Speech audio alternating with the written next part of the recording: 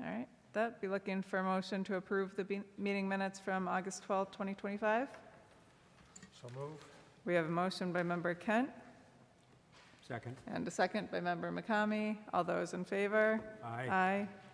Any abstaining? One member abstaining. Any opposed? No. Okay. All right. Thank you. All right. And now we have a nice period of time before we can start on our continued public hearings at 7:15. Yes, that's a good call right now. I meant to do that. Wanted to introduce to everybody the newest member of our team, Anita Go, which I think I just mispronounced, who is the Assistant Director of Planning, just joined last week to the Planning Department here in Braintree. Very happy to have her. Director Matchuk, I'm sure, is quite happy to have her. Anita, did you want to say hi? Yes, hello. Yes, my name is Nina Guo. I'm the new Assistant Planning Director, and I'm really happy to be here tonight and to work with the board and the Planning Department on, the town's efforts. Thank you. Thank you. Welcome. And Director Matchuk, is there any general updates right now that we should? Yes. So most importantly, there's some things under construction. And I'm going to take this opportunity to jump on the soapbox and to let everybody know in this room and at home that next Monday, in front of 125 Union Street, which is the site of the development that was approved by this board, which was going to bring a bank, animal hospital, 24-hour animal hospital, and a restaurant, Cava, to that site. Actually, work is going to is going to start to redevelop that intersection. And so crews will actually be cutting into that intersection, going one lane at a time to cut in, saw cut, place conduit, and then jump to the next lane. So the developer has had a meeting with us, all town departments last week. With the police department, Beld will have a security, it's not a security, a safety manager on site because there's a lot of infrastructure, underground infrastructure running through that intersection. Also, from a police detail standpoint, there'll be police details as work is being done in that roadway. So there is going to be some traffic disturbance running for, I would say, the next 5 to 7 weeks into that intersection as kind of work gets done. They're actually going to put new mast arms up, so they have to dig down about 12 feet for the foundations. So it's a lot of work. So there's going to be a little bit of pain. However, I think the end goal will be a redeveloped site of 125 Union Street and a really kind of fresh new intersection for the town of Braintree with updated lights, updated crosswalks that are accessible for all. And so that work is going to start. I just want to make a note that work will start after 9 a.m. and crews will be out of the road at 2:30. So from 9 to 2:30, work will take place with police details throughout. And that's a really kind of a positive project that's happening. St. Thomas More is another project that's underway. I've been out there on the site, taking a look at all the action that's been going on. They've moved a lot of dirt around, but they've put their first kind of gravity retaining wall up, and they're working with the building department on foundation permits. And everything seems to be on the up and the up over there. So I think that's a positive as we kind of move into the fall and into the winter season. Those are the two big projects that kind of come to mind that are right now under construction. Great. Thank you very much. All right. Do any members have any questions? The update? No. All right. Thanks. All right. So now we're in the awkward moment where we have to wait till 7:15 to call the next hearing. So it's 7:08 according to my watch. So we'll take about a 6-minute break and then come on back.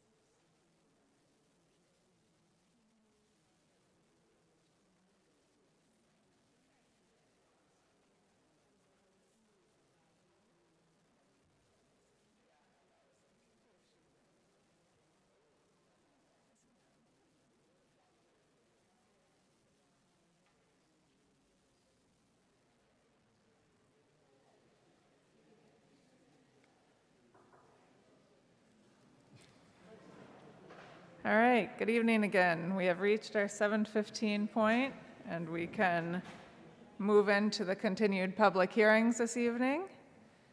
First item on our agenda for the continued public hearings is 400 Franklin Street. That's Escapology of Braintree. And I know that at the last meeting, we had voted to close the public hearing and to approve the use special permit and the site plan review, directing the director to draft a decision, subject to taking a look at the decision and ensuring everything was okay on our end and on the applicant's end. If you could just introduce yourself, please. Madam Chairman, for the record, my name is Carl Johnson, and I represent Escapology Braintree LLC. I had the opportunity to work with the planning director, Mr. Matchek. We reviewed the findings for the special permit criteria, as well as the site plan review findings under 711 and the conditions, and we agree with everything that's in this. I think it more than adequately addresses the matter. So. Okay, great, thank you. And are there any members that have any questions or comments with the draft decision? No? All right, so we do have a correspondence list here. We had two of our members, Member Conley and Member Kane, were not physically present at the meeting in August, but they did watch and look over all the documents that were there and submitted what's called the Mullen Rule form confirming that, which allows them to vote on the application. So the voting members this evening are myself, Member Kent, McCamey, Conley, and Kane. And so with that, be looking for a motion to enter the correspondence list into the record. Motion by Member Conley. Do we have a second? Second. Second by Member Kent. All those in favor? Aye. Okay. And then let's be looking for a motion to approve the special permit and site plan review as drafted by the planning department. So moved. Motion by Member Conley. Do we have a second? Second. Second by Member Kent. All those in favor? Aye. All right. Thank you. Thank you. members of the board.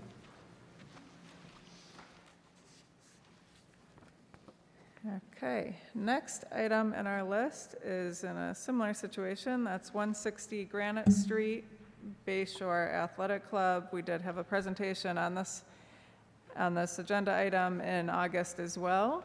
This is a special permit and site plan review for Beayshore Athletic Club to relocate their facility. And we did, with this item, also vote to approve the application, subject to the decision being drafted by the planning staff, and we voted to close the public hearing. If you could introduce yourself, please. My name's Timothy Dowling. I own Beayshore Athletic Club, and I'm here to hopefully get approved and get my permit. Thank you. Did you have a chance to review the draft decision? I did. Did you have any questions on it? I don't. Okay, great. Are there any members who have any questions on this one? No? All right, so similarly, we have the same form on this application, so Member Conley and Member Kane can vote on the application, and so it'll be the same voting members, and be looking for a motion to enter the correspondence list with those forms and other correspondence into the record. So moved. Motion by Member Conley. Do we have a second? Second. Second by Member Kane. All those in favor? Aye.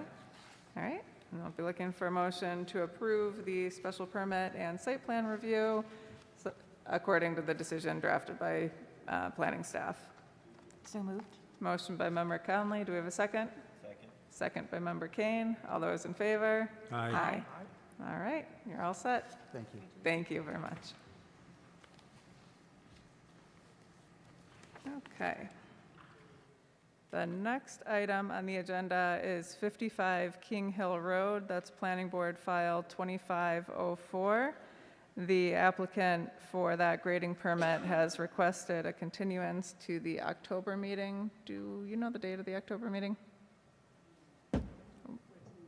14th? Okay, October 14th. So they've requested a continuance to October 14th.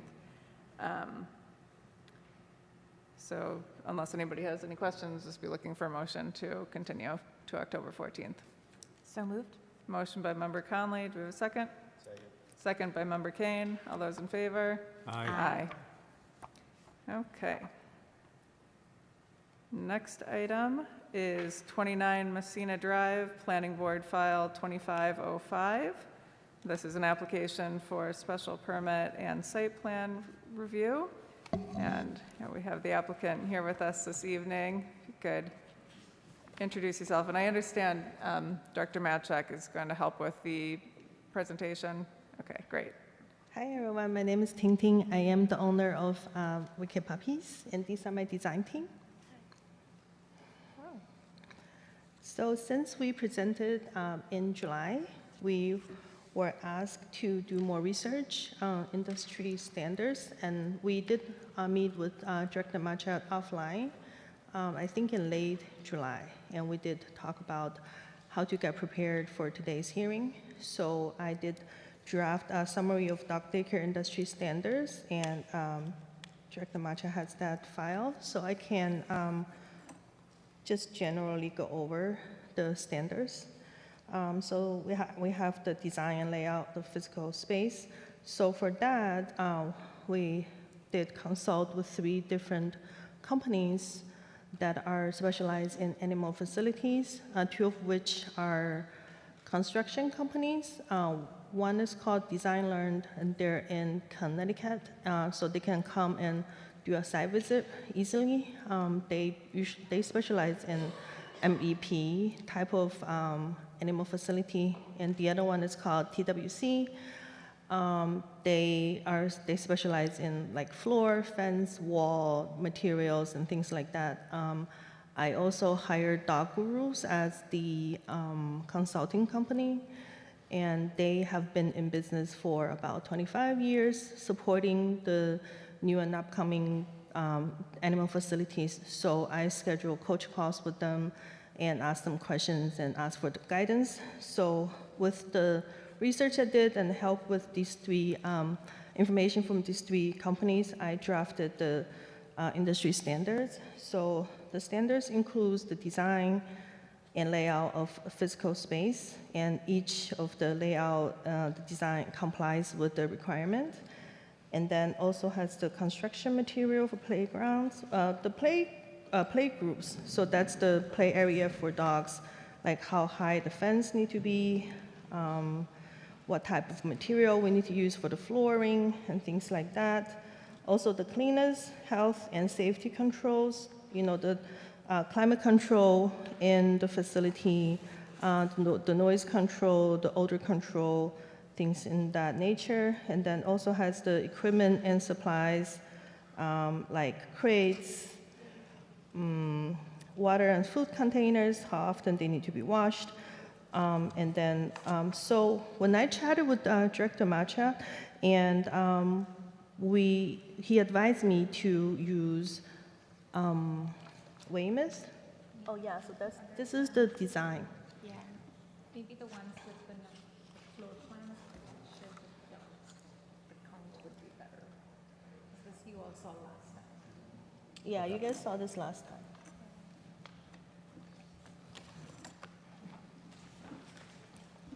I'll pull them up in a second. Okay, so yeah, so when we chatted with Director Machat, he did advise to use Weymouth zoning laws and regulations as a reference. So because they do have more complete, language in their zoning books, so I use that as a citation.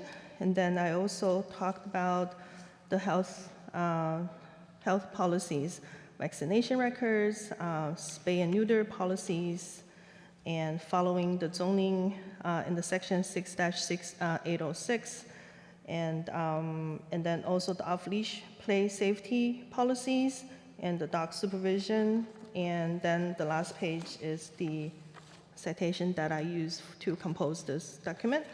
So that's the industry standards. And aside from that, I did draft a letter to ask for the special permit, and in the letter also I stated the condition of the property, and then also I touched a little bit in the noise control, traffic and parking management, health, safety, and waste management, aesthetic and visual appeal, and so that's that. And then I also have another file on the headcount table. Because last time we had a question about the dog headcount, so I have a file here. It's a range. So, so each room has different, yeah, so each room. Oh, okay. Give it a little minute. We have too many documents.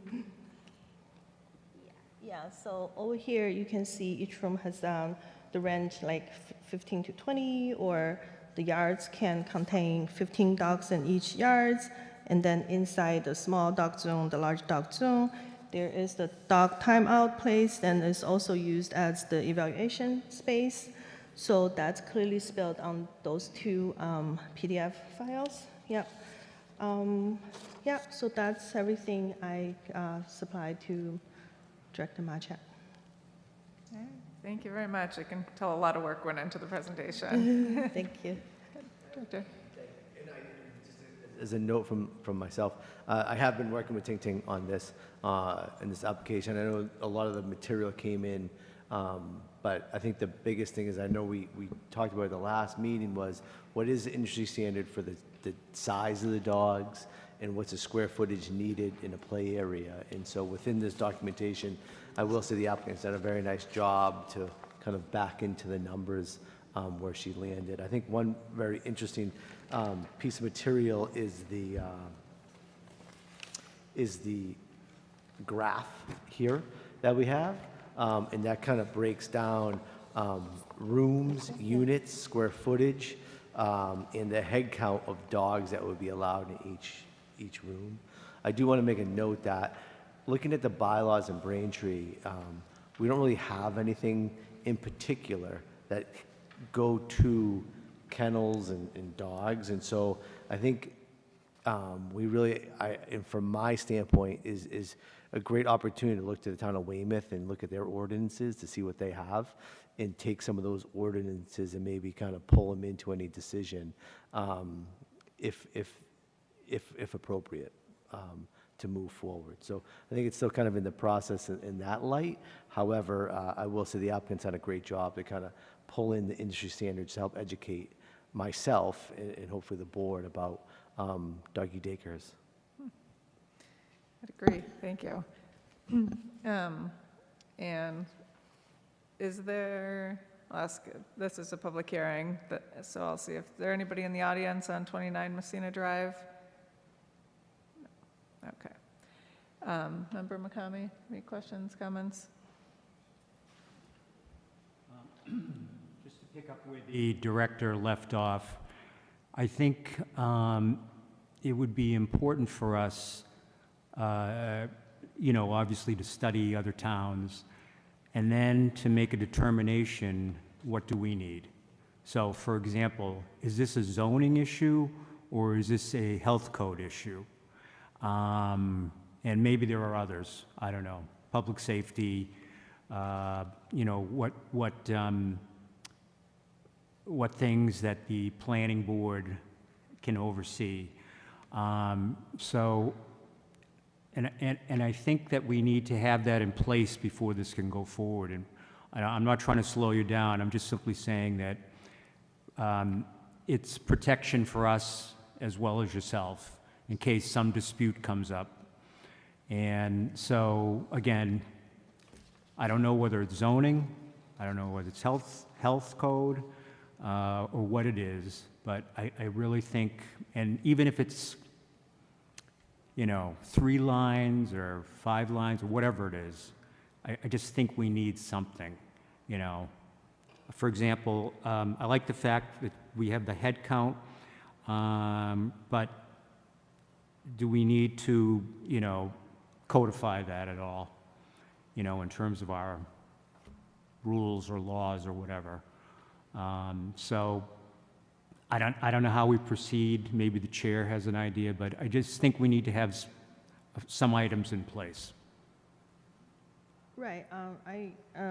Thank you for that feedback. So when I was doing my research, aside from the Braintree and the Weymouth zoning ordinances, I also found Massachusetts Department of Agriculture Resources, Division of Animal Health, Animal Laws and Regulations in Massachusetts. And I included a link in here, so I can definitely look into this link and provide the answers. Because dog daycare is not new to Massachusetts, so I think that this one, the Animal Laws and Regulations in Massachusetts, probably should have some kind of information. It's just 400 pages. I didn't read every page of it, but I can go back and read it. I also think we should see what Boston has. In this particular case, my cousin had a dog daycare in Boston for many years. So I talked to her, and they do also have some sort of regulations. So I'd offer that up. I agree. In one instance, I know it's kind of, I think at this instance, we're kind of behind the ball a little bit, because when we adopted we adopted the definition for animal back in 2000, I believe 23, there was no ordinance that kind of went along with it, right? And so I think now, you're saying, let's get some ordinances together to help kind of mold the use. Is that correct? Yes. Again, I don't know what we need, but I think we need a couple things. So, my other question is, the last time you were here, you were talking about overnighting dogs. Where do you stand on that? I was hoping that the overnight boarding would be allowed. Yeah, again, there's another issue. Should we allow that, and where does it fall? Is it zoning? Is it, I don't know. Yeah, and the other thing I'd add to that is, and I'm not trying to destroy your business model, but, just like we have a hotel tax here, if we're going to board dogs, I think there should be some sort of fee involved, per dog. You mean like the payment? Yeah, like the town receives something, Oh. Because when we have people stay at hotels, they pay the hotel tax. If we're going to have dogs boarding here, it would seem logical to me that we have, even if it's nominal, some sort of lodging fee, dog care fee. For the overnight? If you're going to talk, you have to speak into the microphone because it's being taped. For the overnight dogs or for the, No, for the overnight dogs. For the I overnight think that's a dogs. special case. Okay. Again, I consulted with my cousin on that, and she told me that we should look at it. Yeah, I So- think we can look into what other towns are doing as far as the overnight tax, and then we can take that Yeah, into. first of all, should we allow it? Secondly, how do you, where does, some oversight fall? And third, my recommendation is to have some sort of modest fee associated with that. So, that's all I have, Madam Chair. Thank you. All right, thank you, Member McCamey. Member Kent? Just to continue the theme there, if there are 3 or 4 examples you could pull, not Boston, but other than Braintree, that would shed some light on the questions Member McCamey has raised, that would, I think, help us finalize this. Yes, I can do that. That's all. Member Conley? Sorry, I'm extreme. thank you. Are there any breeds that you would exclude from care at your facility? I don't think it's a breed, but it's more like individual dog's behavior, which is why the evaluation process is very important. So the evaluation is like about 6 hours. The parents would bring their dog to the dog daycare. There is an evaluation room. And so usually the worker who works at dog daycare would bring another dog and just to introduce just the two initially and see if they can get along. And if they pass that process, then they will take them to a small yard and have like about 3, 4, 5 dogs in there, and then look at their play style, see the temperament and things like that, which is why the vaccine record is also very important, because my dog had a distemper shot, so So yeah, so it's really not on the breed. But I think some of the dog daycare have weight limit. They're probably not going to take a dog that's over 100 pounds or things like that. So that's all, right? That's all through the evaluation process. Okay, and then just as a design note, I think your business is very joyful, and I'd like to see the exterior reflect that more. So if you could have maybe a color schedule for us to see what you'd be planning to using on the outdoors, I think that would be helpful. Thank you. Thank you. Thank you. Member Kane? Member Kinahan? Director, do you have in front of you the exact use that we were looking at this falling under? I remember we had talked about it after the July meeting, and now I can't find my notes on it, so. The use, like the actual use category, that this was. I forgot my bylaws. Or do you have the exact use category? It was actually, I have to go do it. Yeah. I have to do it for the. Oh, is that animal retail and grooming service? Yeah, it's animal retail and improvement service. Okay. And I think that's what we had thought would be the right match when we were Yeah. here last time. And we do need you all to confirm that for us, or if there's a different one that's a better match. no, I concur. Since the last meeting, I did follow up with the zoning officer, Russ Forsberg, and he believed this is the right application for that definition that was taken into account. I mean, was added to the bylaws. However, from a Board of Health standpoint, there was no that's kind of that's the area that's missing, right? Right. And I see Member McConaughey's point is that what is there, right? And so I think if this was to move forward, I think we would have to craft a lot of special conditions around the use, taking from Massachusetts Animal Code, looking at Weymouth Code, looking at Boston Code, right? To make sure that we don't miss anything, right? And I think that could be a foundation that we add to our bylaw, to our ordinances and bylaws to make sure they're kind of speaking to each other. And I think that is one opportunity or one option that we may have, along with, doing our research first and making sure that we understand what we're allowing before we kind of make that next step. So I think it could be a twofold or kind of a two-pronged approach. But,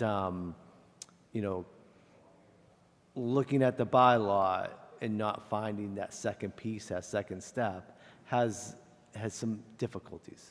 Right. And as we were talking, I remember the follow-up that we had after that. So there's animal retail and grooming service, and then there's full-service animal establishment. So it seemed like this use could go under one of those categories. As to Member McCamey's point, I agree in one respect that we definitely need some rules of the road, I guess we'll put it, for how the business will operate, because this is a little bit different than what Braintree has dealt with, which is evidenced by the fact that our bylaws don't have a lot of backup as far as the details getting filled in or an ordinance. But it seems to me that we could probably do that in the decision itself as conditions binding on this use and this business, and then at the same time take a look townwide as what that looks like for anybody coming in the future. So I mean, I'm glad to see that you've put a lot of work into looking at some of the other provisions that are out there and what the industry standards are, and Dr. Matchak's looked at what some of those are, and so from my perspective, I feel like we could put that together in a decision to protect the town and allow the use to go forward. Are there any other follow-up questions or comments? So I think with that, you were going to look at a couple things, the director was going to look at a couple things. My suggestion would be to continue it out to October and ask the planning staff to put together a draft decision for review at that time, so we can look and see if the board's comfortable with what's in there. Any questions or comments on that? Okay. All right, so I'd be looking for a motion to continue to October 14th. So moved. A motion by Member Conley. Do we have a second? Second by Member Kane. All those in favor? Aye. Aye. Aye. Okay, thank you very much. Thank you. Vivian.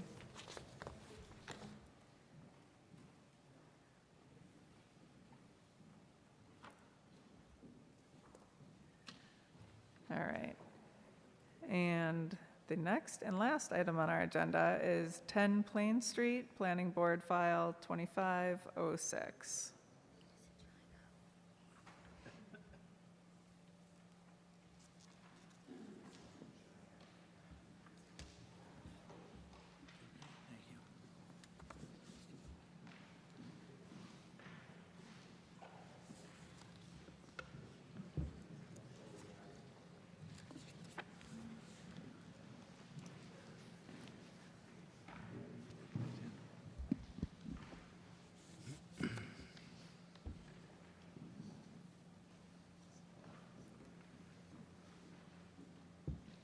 All right.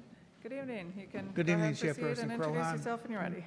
Members of the Planning Board, just for the record, Frank Marinelli, lifelong Braintree resident and with my office of 30 years at 439 Washington Street, Braintree. I'm pleased to represent Trammell Crow, TCR, in its application to develop 752 luxury Class A apartment homes with 58% open space and substantial amenities. And it's an amazing transformation of this former 30-acre Armstrong factory site into an approximate $300 million anticipated assessed residential development. On August 12th, our development team gave a comprehensive presentation, and our civil, traffic, and fiscal reports have proceeded to peer review by experts on behalf of the town. So those are in process, and tonight we think predominantly the development team will present on civil, the updates, on traffic, the updates. Our development team is here again tonight, just to reintroduce them. Emily White and Kevin Saperko of Trammell Crow Residential. Our architect, Steve Shelter of Bargman Henry, civil engineer Nick Delacava of Allen and Major, landscape architect Abby Derrick of Copley Wolf Design, and our traffic engineer Bob Michaud of MDM Transportation. Just to recap from August 12th, TCR is the largest private residential developer in the country. They've developed close to 300,000 residences. As we discussed at length on August 12th, the proposal is by right under zoning. In 2023, the Braintree Town Council created a 127-acre Red Line South district, which includes this site. The stated purpose of the council's ordinance, section 616, is to allow multifamily development by right. And let me just click to some of the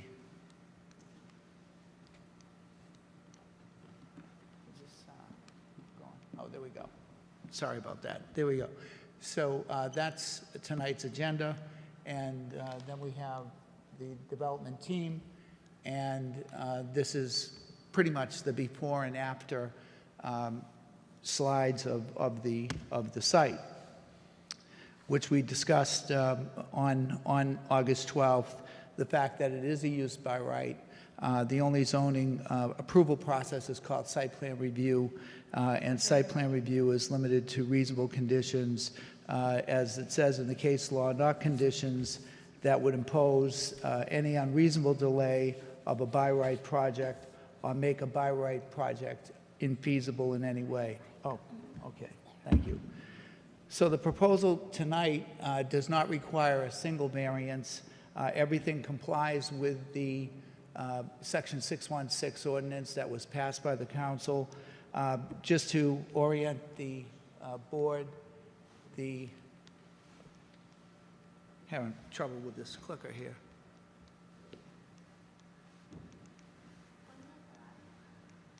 Huh?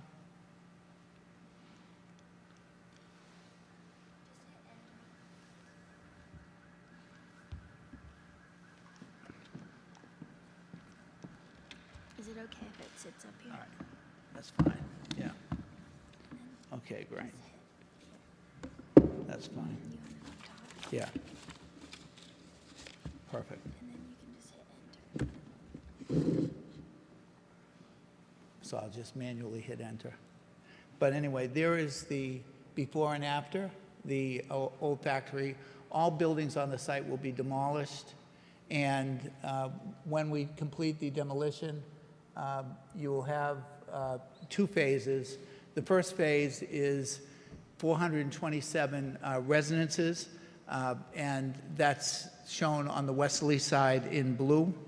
And those buildings, that's a total of 5 buildings. You can see 1A and 1B, 2, 3, and across the river, building 4. And that, as I said, is 427 residences, 78 in building 1A, 67 in building 1B, 102 in building 3, and building 2, and 72 in building 3. And across the river, there's 102 in building 4. So all of that complying with zoning. We will be back before the board with a design of the bridge, which is in process. Phase 2, first of all, phase 1 is expected to take occupancy mid-2028. Phase 2 is 325 units, and it's shown on the right side of that illustration. And that's one building with a wrapped 4-story, all of the buildings are 4 stories.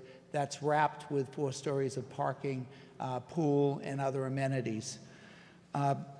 So as I said, tonight we have updates from architecture, civil, landscape, and traffic. You'll hear from Bob Michow on traffic, the existing ingress and egress to and from Plain Street by the Registry of Motor Vehicles is expected to be pulled back further, and that creates more stacking capacity at the signal at Plain and Hancock.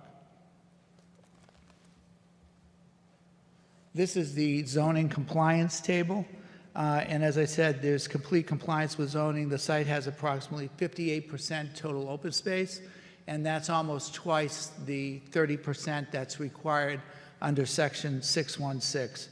2.4 additional acres of open space are created with demolition and removal of impervious. The maximum allowed lot coverage is 70%, and the residences have only about 42% lot coverage. The maximum allowed building coverage is 60%, and the residences have far less at just 20%. Parking complies. We have 1.5 parking spaces per residence, and I know that the town, in discussions with the planning department, wants to have some spaces in reserve, so that will be determined. Nick will talk about that in terms of what we're going to do with some of the reserved spaces. But all of the zoning requirements for the by right district are met.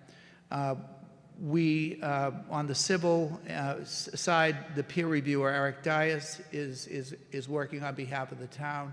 I think that there's test pits that are scheduled for tomorrow. On traffic, there was a work session on September 4th with Greg Lucas of Ty and Bond. He is the traffic engineer for the town in this peer review. And Bob Michow will speak to that. There was that work session and responses already on some of the peer review comments. On fiscal, we met at the site with Carl Seidman of MIT last Friday with the planning director, and the planning director is going to arrange for Mr. Seidman to interview department heads and basically review the fiscal report that was filed by the applicant. All of the plans, I think it's 48 sheets, all of the application materials, the reports are publicly available online at the planning board's website, current applications, 10 Plain Street. So everything that we filed can be reviewed. The fiscal impact is significant, an over $230 million investment in Braintree, approximately a $3 million total building permit fees for phases 1 and 2, another pre-construction approximate $1 million to the town on water sewer connections, and net tax revenue to the town of 1.2 to 1.9 million each year as set forth in the fiscal report, which is being peer reviewed. Also last Thursday was the first public hearing before the Conservation Commission, and our civil engineer, Nick Delacava, can speak to that if there are any questions on the Conservation Commission process.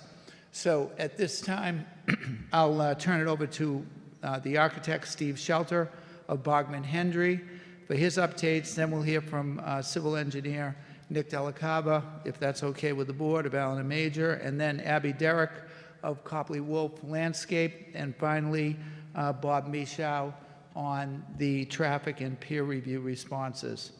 Thank you. Okay, thank you.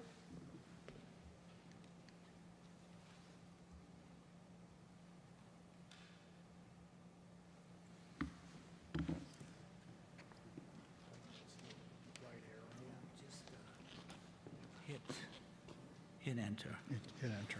Okay, thanks. Good evening. I'm Steve Shetler, architect with Bargman Hendry.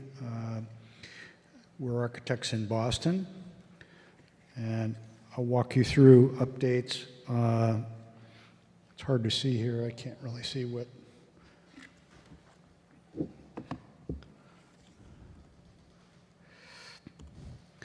As was introduced, the site and plan is comprised of 6 total buildings, 5 buildings in phase 1, and a single large building in phase 2. We'll reference the buildings and the visuals that you're about to see by building number. Site features a north-south driveway, which we'll also reference.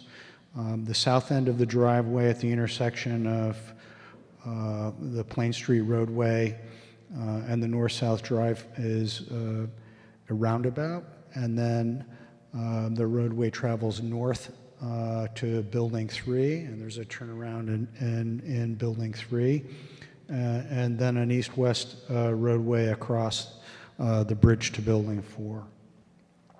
As was mentioned, all of the buildings are 4 stories in height.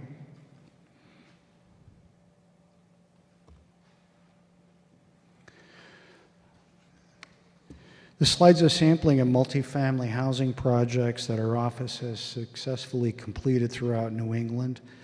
Our work includes project locations throughout the region, including communities in Boston, Marlborough, Melrose, Framingham, Somerville, Everett, and others.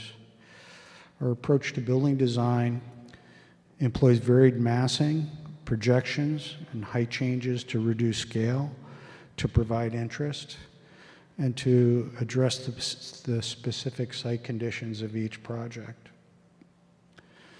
Entrances are often highlighted with color, special materials, and projecting cornices and balconies. Color and material changes in the facades further break down the masses of the buildings and to help create architectural identity for the buildings. At Braintree, we've selected a color palette of both warm and cool grays. Color accents in red, green, and blue are also used and are muted, but they're used to highlight elements of the architecture and distinguish the buildings from each other.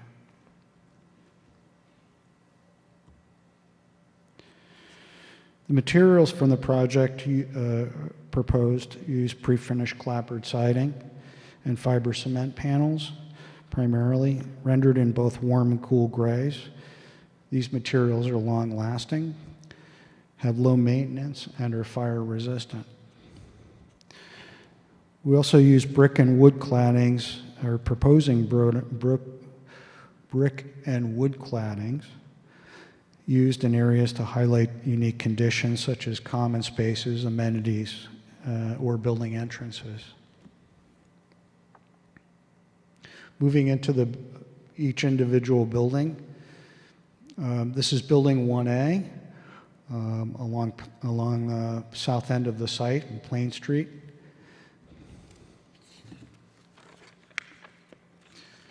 You can see the application of color and material with the corner treatment and the highlighting the primary entrance with the overhanging canopy and the use of brick at the first floor amenity space. This building contains the amenity spaces for all of the residences, except building 4 and 5 will each have their own amenity spaces.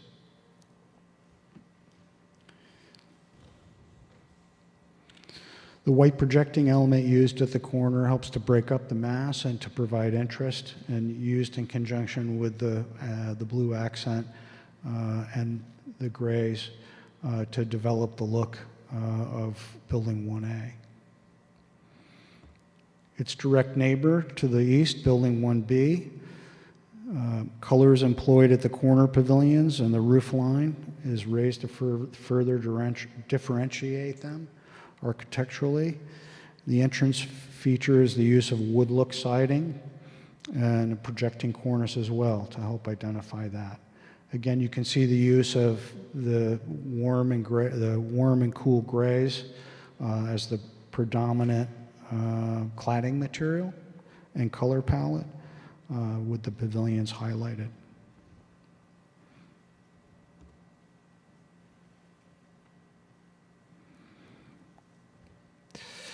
As we move up, this slide represents the streetscape, Building 1B on the left, on the back side, looking north up the north-south entrance drive.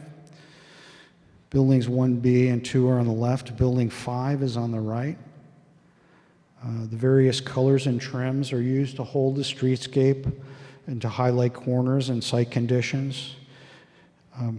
Braced balconies are employed and add vertical elements to the facades and articulation to the street. In addition to building entrances, there are individual unit entrances located along the street, and they have projecting canopies for weather protection. You can see one in the left-hand side of the slide image.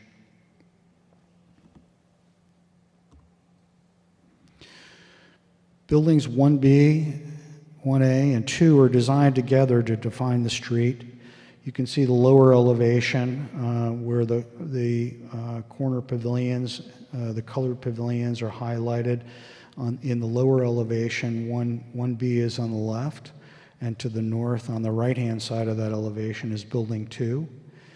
Those corner pavilions are in this particular site condition are framing the view to the west toward the river.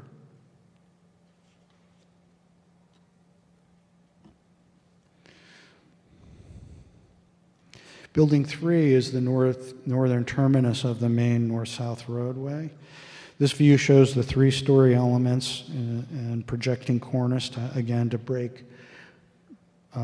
break up the massing of the 4-story buildings and to provide interest. In this building, you can see the trim and the colors are inverted from the other buildings. Again, this is set alone at the end of the north-south driveway. It still uses the common language of the other buildings, but is differentiated.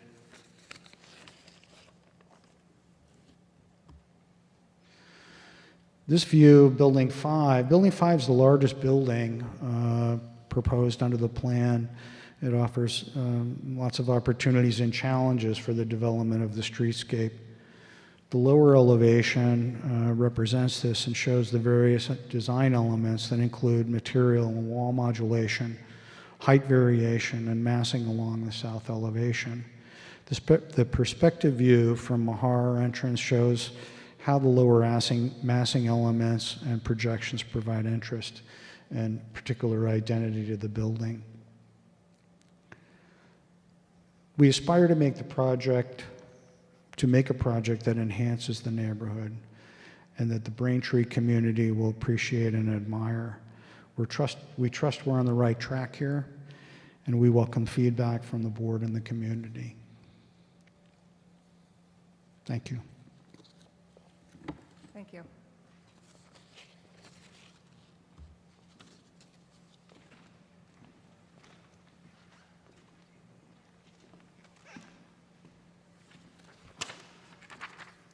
Good evening. My name is Nick Delacava with Allen & Major Associates. We're the site civils for the project. As Frank mentioned, we are working closely with the town's peer review consultant on the stormwater management system review. I have been working closely with Eric. He did provide some preliminary comments via email that we feel are easily addressed, and understand that he is holding off on performing an in-depth analysis until we perform the test pits that are actually scheduled for later this week. We also had our first meeting with the Conservation Commission for our notice of intent filing last week. I believe Peter was there. Yeah, I felt it was a very productive meeting. They are also waiting for that peer review consultant's comments to come in before moving forward. So tonight I'll just go over some updates we've made since we last met. I initially went pretty in depth on parking counts, zoning dimensional requirements, and tonight I'll just focus on some of these updates that we've made based on comments we've heard from both the public as well as the board. So on this plan, lots 1 and 3, they remain unchanged. On lot 2, which is where building 5 is, the larger building, we did relocate some reserved spaces. We heard some concerns regarding the number of parking spaces adjacent to the Mahar Highway entrance to the site. And so we relocated 16 reserved spaces that are that were previously shown north of building 5 to that southeast corner, which opens up approximately 100 linear feet of uninterrupted driveway for queuing of vehicles looking to make a left-hand or right-hand movement onto Mahar. This resulted in no change to any of the parking counts on any of the lots. Another comment we heard from the public was the relation of our improvements to the residential buffers. And within the MCMOD overlay, there are 2 residential buffers required. First is a 50-foot natural landscape buffer, and we've provided 100% landscaped areas within that space. There will be no parking or impervious surfaces proposed. We'll also be including restoration of previously developed or impervious surfaces. There's actually a driveway that runs pretty closely to that residential district that we'll be converting to landscape space. The second buffer is a 100-foot setback to all buildings, which, as you can see in this site plan, we've maintained.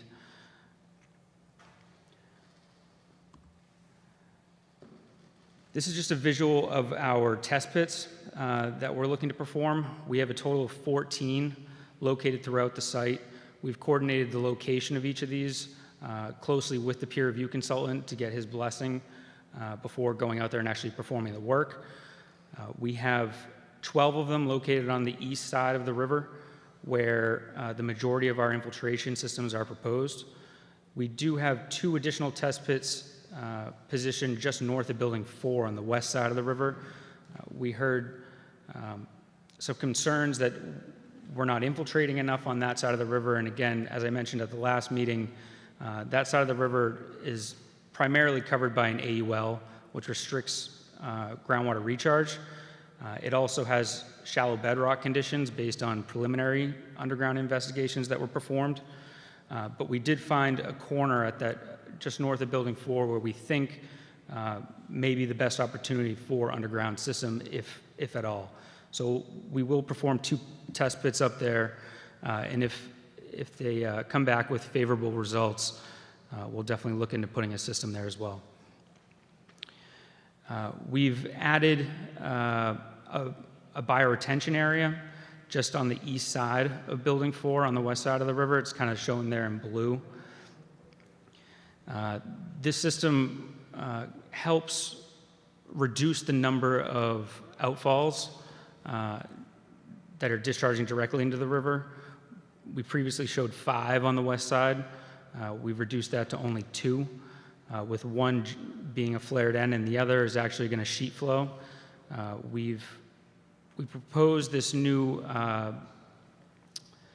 it's a precast structure that essentially creates a concrete channel that will allow water to pass below the existing walkway and still maintain accessibility through the town's walking path there.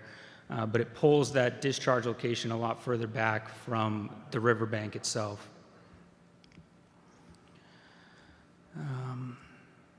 And again, there's no change to the eastern drainage design.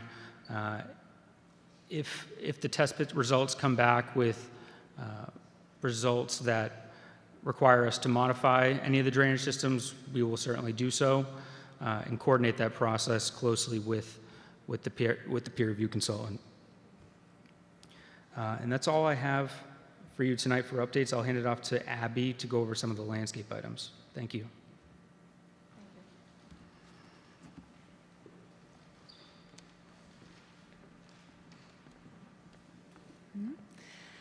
Hello, I'm Abby Derrick from Copley Wolf.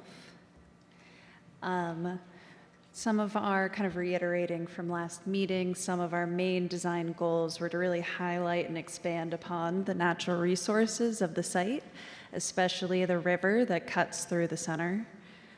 We also were really working to maximize open space. Currently, the site is 58% open space. As well as we've added 2.4 acres of green space. Through collaboration, we were able to preserve many of the existing mature trees as possible, especially within the river buffer area. And we're also planning on planting hundreds of new trees to extend the forest canopy into the site. This will create a green park-like feel that will also reduce heat island effect within the site.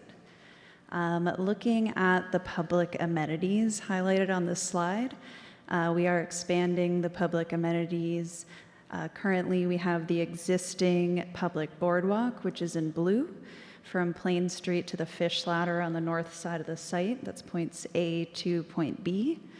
And we intend to create a public walking path, which is in red, that will connect to the existing boardwalk, as well as extend the walking path across the bridge and around the north part of the site and connect to Mahar Highway. There will also be at point E a river overlook that will be part of that public walking path. And if you look at the bottom of the slide, point F is the potential location for a food truck courtyard, with point G being the adjacent public parking opportunities. We are continuing to coordinate with MassDOT to finalize on the locations of the food truck area, but it will be open to the public. One of the changes that Nick highlighted on was the entrance at Mahar Highway, where we shifted some of the reserve parking spaces to create a larger green area at the entrance, which will create a bigger arrival moment, as well as increase the continuity of the streetscape. We're also still retaining that fire lane through lawn pavers, and there's also an option for a entry sign location located in red. And then this enlargement is going a little deeper into options for the food truck area, which will include picnic tables as well as trees to provide shade for people eating. Right now we're looking at having it be placed in stone dust, which is both permeable and accessible. And it'll be a great place for visitors to the boardwalk to pause and eat while they continue walking through the site. And I'll pass this over to Bob.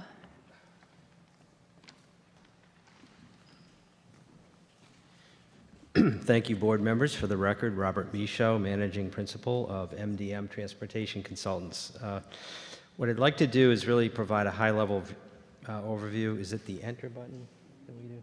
No. A high-level review of some of the points that we've been discussing with peer review. We're in receipt of peer review comments, and I'm glad to report that there are many areas of agreement as to our methodology and the findings of the analysis. In particular, agreement on trip generation methodology and estimates, the level and types of mitigation efforts that are being considered, and that in fact will be expanded, as I'll point out in a moment.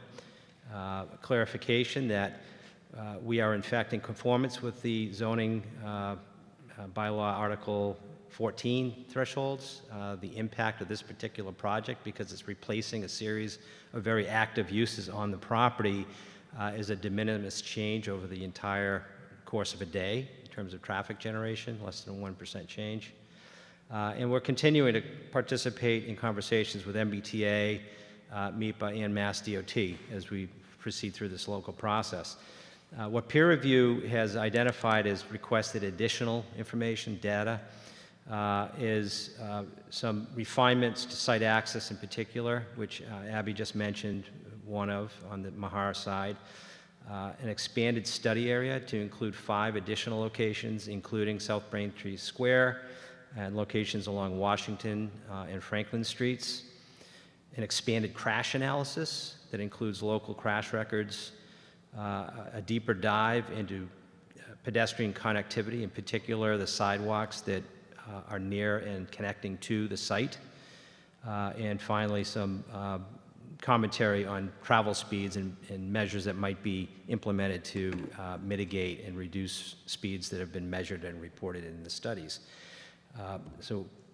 Just to refresh the board on access-related issues, you've seen this slide before, and Nick and the team have indicated the general framework of access and how it's going to work. The Plain Street driveway in particular is really going to serve as the primary means of access and egress.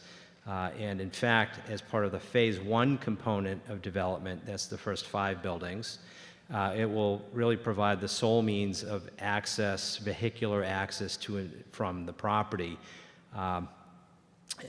Eventually, with the construction and operation of the Mahar driveway to the east, that will afford an additional opportunity to get into and circulate within the site and leave the site. But really the intention under the Phase 1 component, to be clear, is that that driveway on Mahar really is intended to serve emergency vehicle access purposes. It will also, of course, be used for construction purposes. But initially, Phase 1, 5 buildings, that driveway will not be used as a regular vehicular access point for the property. We've evaluated that in the assessment and concluded that the Plain Street driveway will sufficiently operate for the needs of the Phase 1 component, and the combination of those driveways will satisfactorily accommodate the needs of the full build-out. Last we spoke about the third driveway, which is along Hancock Street. That's an existing rail crossing, as the board knows, and it is subject to a license agreement with the MBTA. We've since had consultation with MBTA. They have, in fact, issued commentary on our submittal to MIPA. There are complexities associated with the use of that crossing for anything other than emergency access. I think the MBTA is very supportive of the idea of continued use for emergency access purposes. But there is a process, a diagnostic review process, that is an obligation if any other use above and beyond emergency access use would be allowed. So for that reason, and because of the timelines associated with that type of review, we are not relying on that driveway for full vehicular access or pedestrian access, at least for the Phase 1 component, until we successfully secure agreements and rights from MBTA for that use. Again, our analysis, which we are representing in the responses to the peer review, will take a closer look at what the impact of that is, where we strongly believe, and the analysis supports, that the Plain Street driveway is sufficient to support the needs of that Phase 1 component. From a study area perspective, I've presented previously to the board each of the red dots shown in this aerial diagram served as the basis for the original traffic report that we've filed, and it was subject to peer review. Peer review identified in orange a series of additional locations that were of interest. On John Mahar Highway, for instance, the Jonathan Landing driveway is now included. On the Hancock Street side, we've got the Washington Street connection, which eventually leads to Franklin Street. And there, of course, the South Braintree Square location as well. So there are 5 additional locations that we've since quantified and analyzed as part of an expanded assessment, and we'll be producing that information back to the peer reviewer for confirmation. What that analysis shows is not really that much different than what we've already presented to the board. The vast majority of trips associated with this use already exist on the site. The morning peak hour in particular will sustain an increase in overall level of activity, and the vast majority of those trips will be oriented toward John Mahar Highway, to some degree South Braintree Square, about 50 vehicles an hour toward the square. The use of the Washington to Franklin Street corridor through 5 Corners in particular was a question that was raised by peer review. We've assessed it, we've assigned trips to it. All of the modeling that we've done suggests that that is not a preferred route. It is not the most efficient way to get from this site to either Route 3, the Boston Employment Center, or 93 West. Those are the primary employment centers. So while there is some potential for traffic to occur on Washington to Franklin Streets through 5 Corners, et cetera, the number of trips that would be inclined to do that is relatively modest. We've done a sensitivity analysis to determine what if that happens, and the outcome of that analysis is that all of the operating conditions, levels of service, will not change as a result of this project, even in a scenario where those alternate routes are used. This is a graphical representation of the analysis results. For context, anytime we see a level of service D or better, it means that that location is deemed to be an acceptable operating condition. That's a well-established industry standard throughout the Commonwealth and in an urban environment like Braintree. You'll see lots of A's and B's, a few C's, and an occasional D. The only location that has any potential for constraint is the Plain Street at Washington Street and Hancock Street intersection. That's where the rail crossing is. Independent of this project, that location over time, over a 7-year window of time, will sustain additional delays that can be improved by retiming the signal. This applicant proposes to do that and to ensure that the operations of that location will be better, at least as good as they are today, if not better, with the project in place. All other locations, including the square, operating at acceptable standards and will sustain a very modest increase in traffic and impact from this project. Safety was expanded. The analysis that we presented previously had indicated that there are no single locations that have above average crash rates or statistics. We've since expanded the time, the window of time that we've looked at that data. We've gone back even longer in time to look at whether or not that is the case earlier in the 2000s. And we've looked at local police crash records as well to augment those state-level records. This is a graphical representation of those findings, and it indicates, including the expanded study locations, that there are no locations that have an above-average crash rate. There were only a handful, I think 3 crashes that were identified through local review of records that were not picked up in the state-level records that are now included in this. And the finding is really essentially unchanged from what we've presented previously to the board. Pedestrian connectivity is a very important aspect of this project. Commentary from peer review suggests the need for an additional pedestrian crossing of Plain Street. We think that's a good comment, and that is now a commitment of this developer to provide the ability for folks who may be living here to cross over Plain Street to make use of sidewalks on the other side of Plain Street or point south. While it's not physically shown here as an improvement, that crossing would be located at the approximate location of the driveway, the relocated driveway. It would be potentially controlled by rapid rectangular flashing beacon type controls to ensure that it's a safe crossing. In addition to that, we've gone out and done a very thorough inventory of sidewalks all the way from South Braintree Square to Plain Street, all along Plain Street and along John Mahar Highway to Jonathan's Landing. We're pleased to report that those sidewalks, crossings, and features are all in fair condition. They appear to be ADA compliant. There are areas that do need improvement. We acknowledge that, and there's a commitment by this applicant to work with the city to implement repairs where necessary to ensure that ADA compliant crossings and sidewalks are in fact provided within those zones. Within the site, of course, there are a series and network of sidewalks that eventually connect to this sidewalk system. We want to encourage people to be able to walk to get a meal, to get a cup of coffee, to enjoy the boardwalk, frankly, and have that connectivity seamless. And that's a major objective. So the intention of this inventory, which will be presented in response to peer review, it's a positive outcome in that there is very good infrastructure out there, not perfect infrastructure, and in areas where it needs to be repaired, it will be. So just to be clear, the only intersection that you're proposing to actually upgrade is the one across Plain Street? For a new crossing, right? So the sidewalk, as an example, if you were to walk toward South Braintree Square, there may be sections of sidewalk that are cracked, for instance, that would need repair. There may be tactile strips, those little bumpy pads that are located at pedestrian crossings that would need to be implemented at where crossings are located along that same path. The infrastructure itself is actually in pretty good shape, but there are select areas where it needs to be improved. And that's what I mean by working with the city to identify specifically where those areas are and to implement improvements. But as far as some of the safety components on John Mahar, that's not part of the proposal right now? John Mahar, anything shown on this aerial in green are those existing sidewalk connections along each one of those roadways. That entire zone is what we've inventoried.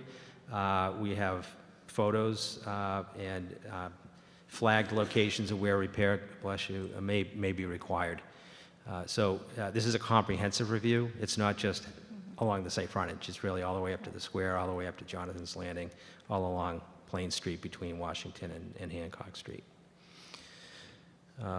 In terms of mitigation, we very much believe that transportation demand management actions will make a difference here. We have not taken any credit whatsoever for the use of public transportation, despite the fact that this specific neighborhood, at least 9% of the folks who live in this area, in this neighborhood, currently use public transportation.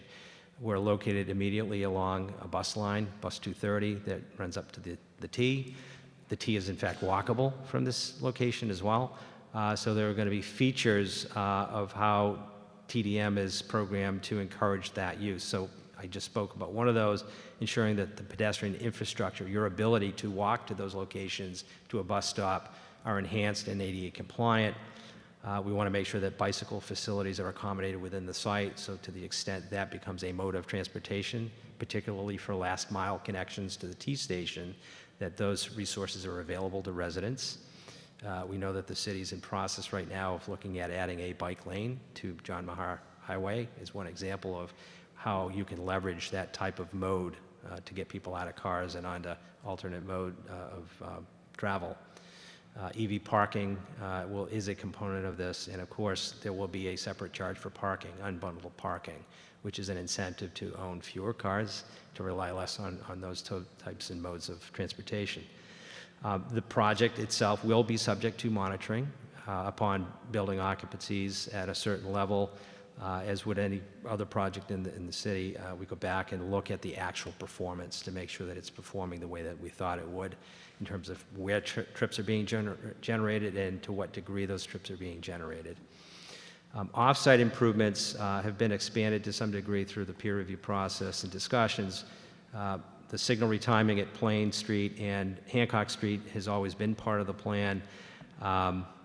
In addition to that, driver feedback signs on John Mahar Highway in particular, where speeds tend to be higher than regulatory limits, would be placed to encourage lower speeds.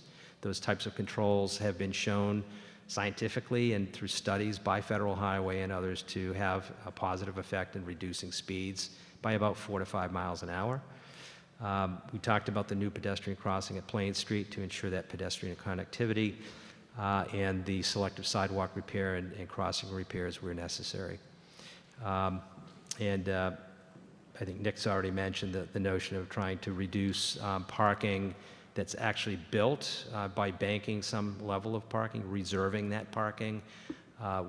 We find in these types of projects that parking demands, parking use is actually wrenching down.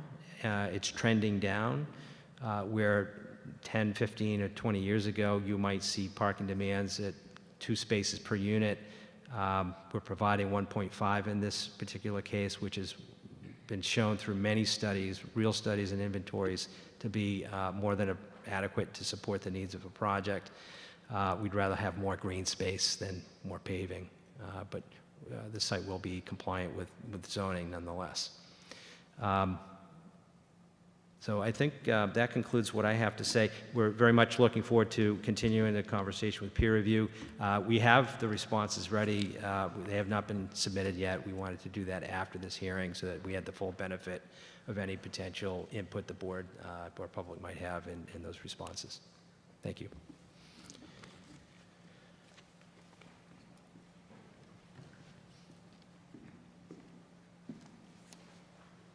And is there anything else from the applicant team right now, or I was going to go to public comment? Sure, we're next. happy to answer any questions.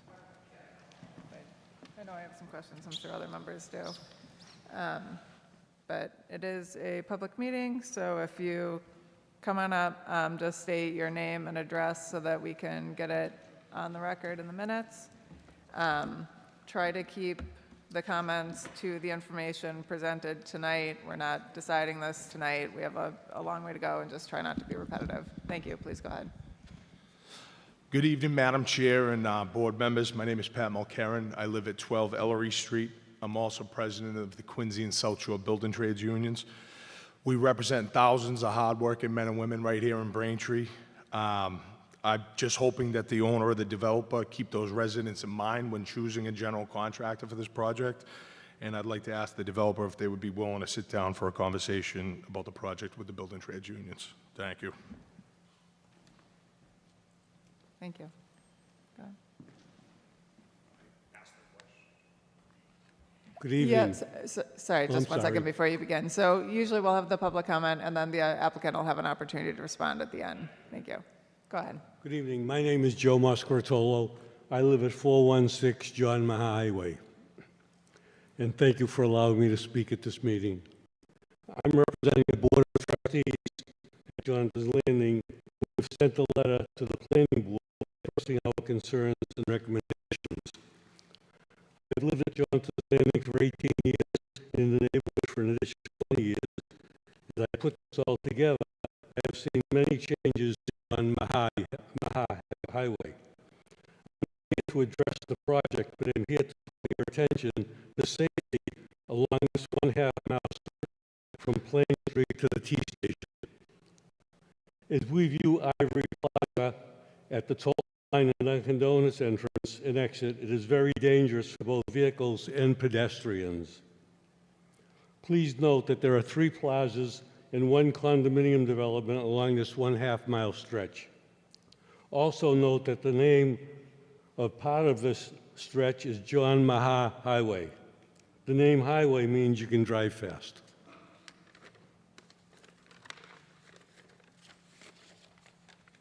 This is a large development to be built, and that will impact this community regarding safety. We want our neighbors to all be safe. Additional pedestrians and more vehicles will be added to this community. As we are all aware, the Pearl Street, Ivory Street, John Maha Highway intersection at the traffic light is very dangerous for those taking a turn and those going straight across, hoping that a vehicle does not cross in front of them. This is also a busy and dangerous intersection for pedestrians. Many of you have noticed the crosswalk at Jonathan's Landing and Horizon Plaza. This crosswalk serves Jonathan's Landing residents and our neighbors living in the Plain Street area. There is a blinking light requiring vehicles to stop when the button is pushed, but vehicles do not always stop when the light is blinking.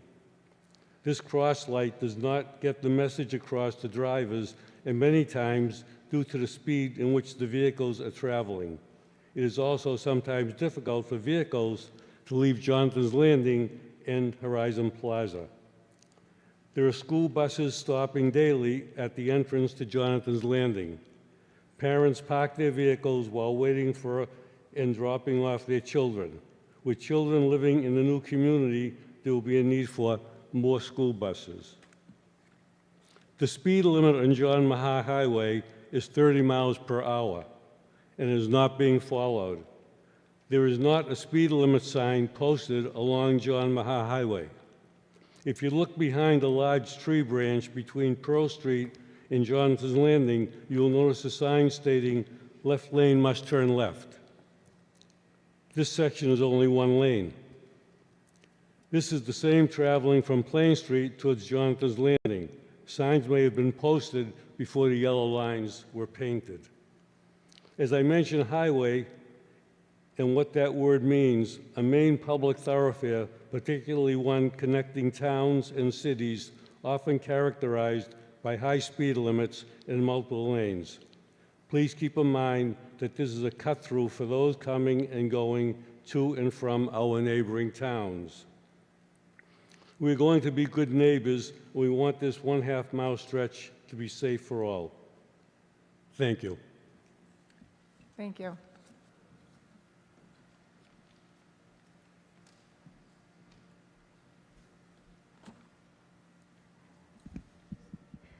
Hello, members of the board. Thank you for the opportunity to speak. The presentation tonight requested comments on the design and style, and I would like to say that this looks just like every other giant box apartment building that is being built from Boston, north and south. It has no style. It doesn't reflect any of the characters of the residential neighborhood. It's a huge loss of opportunity when our master plan has asked, and even within the MBTA housing guidelines, said it doesn't have to all be apartments. There are no townhouses, there are no low-scale buildings, there are no single-family homes, there are no starter homes. All they have is apartment buildings, and it doesn't look the slightest bit compatible with any of the surrounding neighborhoods. So that's one comment. My next comment brings me to the food truck within the public parking. What they didn't specify, and I would be very curious, I'd like to have it addressed tonight if possible, will the food truck be there daily? Will it be there all day? Will it serve breakfast, lunch, dinner? Will it be year-round? All of these questions, once again, show another missed opportunity, because if a restaurant had been incorporated into this development, you would be attracting people all day long, and you would have it year-round, whereas I don't know that a food truck is really viable in January and February with picnic tables. So I don't see that as being a huge draw. My other question is, and I asked this at the last meeting, I was hoping somebody would address it tonight. Who will be cleaning up this area?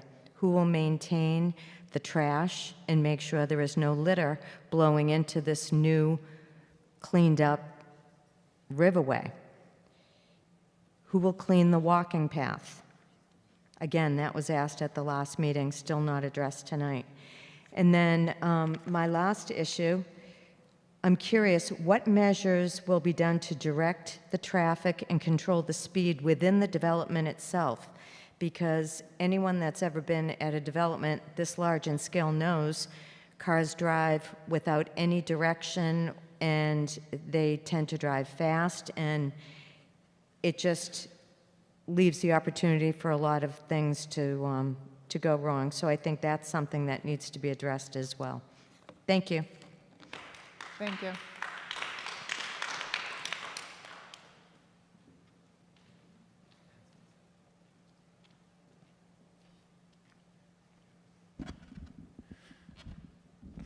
Sorry. Good evening, Madam Chair, members of the board.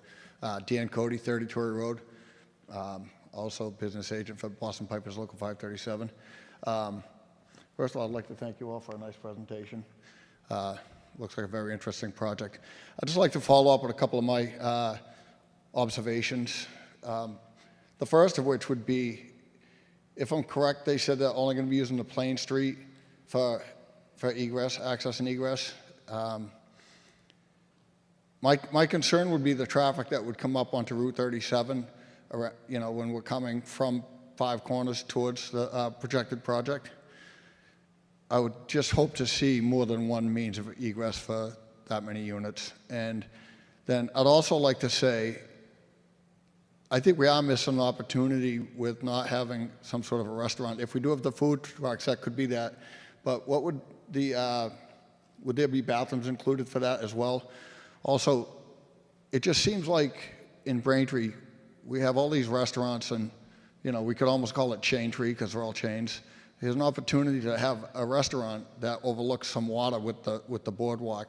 And I think that would be a real nice ad for the town. And again, like Pat McCurran said, we do represent a lot of union workers. We're the most densely populated building trades area in the state. So if we could have an opportunity to sit down, I think that would be great. And thank you again. Thank you.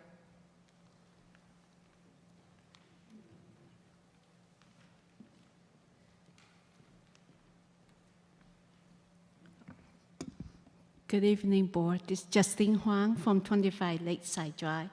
I have a couple questions regarding to this proposal. First is last time in August, I have asked for the measurement of an estimate of how many petition costs will be impacted for all the railroad crossing.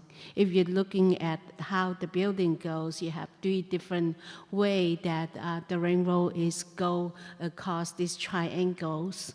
And last time I have asked if the developer can give an estimate how many people will crossing those roads to the other side of the town, and what are the safety precautions for this, because we see way too many cars and pedestrians got hit by train. Just last year alone in Randolph is more than 2 cases already. So in August, I have asked that if we can have some number on the impact and what are the mitigation to improve other than the existing railroad costs on Plain and Washington Street right now. And just, sorry, that was the cars over the train tracks at the 2 train track? Is that what the question was? This one. No, I was asking how many people will be increased walking through this train, walking this road, like example, go across the street to with the better sidewalks. Right now, there's no residents there. With the 700 more union, how many people will increase, and what are the safety precautions for this increase of potential walking? Okay, thank you. Yes, I want to make sure. And second question is, we learned a lot from St. Thomas More recently as I walk around the neighborhood, was tree being cut that was promised to keep it, to protect the neighborhoods. And I understand the current developer worked really closely with the neighborhood, and I talked to some neighbor, they do appreciate the developer working with them when they're cutting down the tree, offer some of the replacement for them. My question for this is for the neighborhood who is right on Plain Street, would there be any tree to be cut from the existing development? Because those trees are mature trees. I do not want to be cut and it be too late. I know we have the tree replacement process, but how long will it take for those trees to grow if you're looking at how close this development is close to the Plain Street residents? And also, The third one is I'm asking if a developer can re-evaluate the second phases that building. Could they reroute some of the street that coming from the so that people don't go directly zoom to the Plain Street neighborhood's backyard? So if they can cut down the size of the largest building and reroute the street from the Hamilton Highway to the right side and reroute it instead of currently they already go to zoom to the street from Plain Street to the other side. So I'm asking if the developer is willing to reconsider the road to be a little bit curved there instead of directly cutting through and zoom to behind the Plain Street neighborhood, which is right next to it. So if they can cut a smaller size of that building and give a better space for residents' perspective.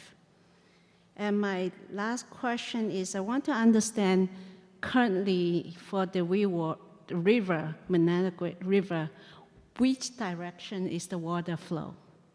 Because with the increase of size of this project, we need to understand how is the rainwater, stormwater being managed. And based on the direction of the water, where it flows, can we understand, can we look at what's the impact for the downstream neighborhoods? So we talk about the Dyker High neighborhood where that's the lower point of the river that when the water rainstorm, it got flooded. So I'm trying to understand where is the water direction is and what are the planning for rainwater runoff and stormwater management, because currently there's soil there. When it rain comes, the soil observed, but now when you have all the parking lots and all the building, how is the rainwater going to be managed? So those are all the questions that I would like the developer address for the upcoming meeting. Thank you. Thank you.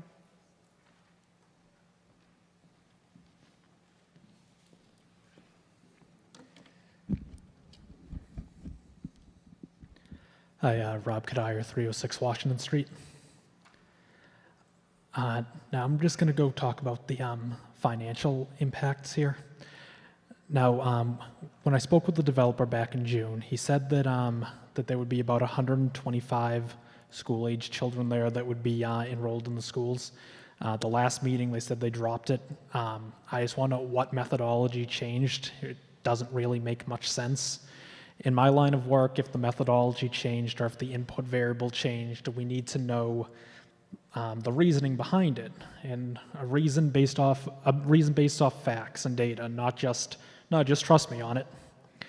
The facts are that in Braintree, the commonly accepted household-to-student ratio is about 4:1, or about 25%. The number he gave me, 125, is a 6:1 ratio, or about 17%, which is already wishful thinking. And as someone who frequently deals with proposals and evaluating them, I can tell you that the contractor always tries to paint you the best picture possible, whether or not it is even practical.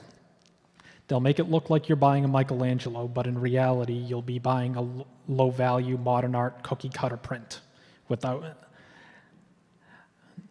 evidence, without solid evidence to back it up, you should not and must not take their numbers at face value. If you thought that was wishful thinking, what they stated in the last one, 65 students at this 750-unit apartment, would be a 12:1 ratio, or about 8%, which is far, far, far too low. Most of us have been told that if something sounds too good to be true, it usually is. Without any rationale for that figure, which defies anything else in this town, it is certainly that. Using town figures of 4:1 or allowing some leniency to 5:1, we would be expecting about 150 to 188 new enrollees. At roughly $20,000 per student minimum, you're looking at $3 million to $3.75 million a year in basic school enrollment expenses, which is much more than the $1.2 to $1.9 million per year that their attorney said that this would bring in. And that one-time permit fee would also not cover that whole. According to to the text of the MBTA Communities Act, the town has the right to limit the density to as low as 15 units per acre.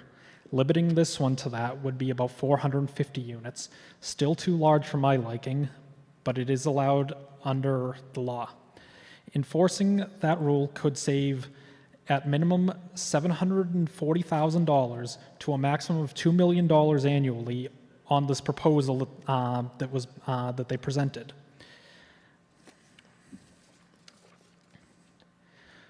Now, we've seen the drama play out recently in which another developer tried to push an oversized and overburdensome apartment development that was constantly harping about his bottom line instead of the impact on the neighbors, the neighborhood, the town, the financial well-being, and the quality of life for the people of Braintree.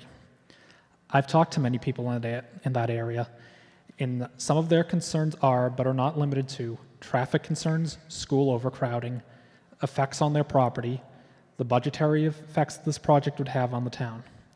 The abutting intersections are already nightmarish for good portions of the afternoon. Some people having to wait over 20 minutes to be able to turn into their highway due to all the to turn into their neighborhood due to all the traffic. This project would only serve to highly exacerbate that problem. The infrastructure in that area is already being pushed to its limit. Bringing over 1,000 new people in would be an unmitigated disaster for this part of the town. Again, a project this size will serve to burden and to further financially distress the town. As I've stated before, when you're in financially dire straits, do you A, bring in more mouths to feed, or B, get a job, which in this case would be bring in commercial businesses, which not only avoid straining our budget and burdening our municipal workers, but they also pay a higher tax rate. There is no commercial aspect to this development, and as previous speakers have said, that's a major loss considering the area there and the potential that could be there. This project will be a drain on resources, a drain on money, and a severe detriment to the neighbors and to the town as a whole. To offset the effects, the town should require commercial space to be set aside, the density should be limited, and large apartment developments, say over 50 units, should be taxed at commercial business rates. I was honestly shocked to find out how much less large apartment complexes pay than the commercial businesses, especially considering that they are themselves, in their self-stated goal of maximizing their profit, they are a commercial enterprise. Given these developments always end up costing the town more money than they bring in, I think it's more than fair to tax them higher instead of digging a deeper and deeper hole and then raising the taxes on the residents again to dig out of it. The self-proclaimed largest residential developer in the country can afford it. Many of the residents can't. As such, as a municipal board, I hope you will stand with the residents instead of helping some out-of-town corporation make a killing while screwing over those of us who call Braintree home. On the design, it looked awful. Dull, boxy. It looks like something from the Soviet Union, if I'm being honest. If you want to build in Braintree, a 400-year-old town of mainly colonial homes, cape houses, in more charming, idyllic New England architecture, water vinyl siding, eaved roofs, some general harmonization with the rest of the town. I looked at those stark, boxy designs and I thought to myself, does this say Braintree to me? No, I see those cookie-cutter boxes that are the same that you're seeing in all these other towns like Boston, Cambridge, Somerville, Medford, so on. And all it says to me is cheap, and profit maximization. Their architect said that he thinks it would improve and inspire. Call me a critic, but I doubt anybody thinks a muted color cube that you see everywhere is beautiful or inspired in any way. I would advise Braintree to enact design standards on these projects, much like Newton has, in order to better harmonize with the area. Where things stand right now, this is the wrong project for Braintree. A one-time $3 million permit, which may cover the school enrollment costs for 1 year, is not worth it. As their lawyer stated, the tax revenue from the site would be at most $1.9 million per year. And based on their projections that they gave me in June of 125 students, which is the low-balled number, that is a $600,000 a year loss at best and a $1.3 million a year budget loss at worst. Based on Braintree standard projections, the potential loss could be between $1.1 and $2.5 million a year on schools, and that's on schools alone. This doesn't take into account the additional emergency services, utilities, other infrastructure costs, and does not take into account the decline in the quality of life for the neighbors or the burden on the teachers, the firefighters, the police officers, the utility workers, and the other municipal workers. Approving this project as is would be highly financially irresponsible, would be a slap in the face to the neighbors and their concerns, showing that the large corporate developer and their bottom line is more important to those running the town than the residents' concerns. It would set us up on an unsustainable path, running further deficits, which again will further likely lead the town into raising taxes on the residents again. This time for what? This time because the largest residential developer in the country had to get everything they want and then some. The town needs to push back and represent the interests of the people. I think you guys can negotiate a better project here, and I hope that you will. Thank you.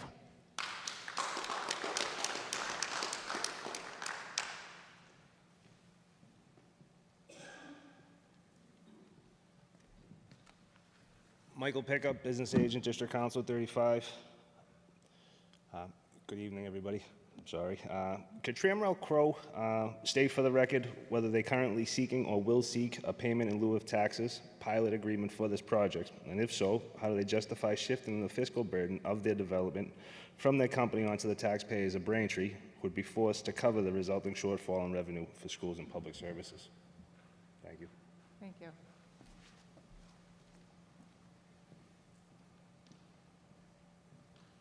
All right, any other comments or questions? I'll move over. Okay.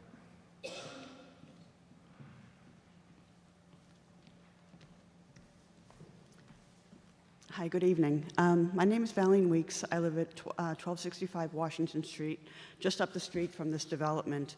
And this development is far too large, far too many apartments. It screams for a commercial element to be added to it. A couple of restaurants, some little shops, reduce the number of apartments. I'm also a school bus driver in Braintree, and what the gentleman from Jonathan's Landing expressed for the dangers of the kids being picked up on Maha Highway is very real. And I was wondering if the developers were going to put a bus stop within the units. Other buses are going to be, school buses are going to be allowed to travel through the development. Buses can't get into the John Mahar Highway one, so they have to. The Jonathan's Landing one, so they have to pick up on the highway. Is there going to be some kind of a protection of the kids within the development? And but other than that, I think that it's too large, and it does not fit in the. It does not harmonize with the aesthetics of Braintree.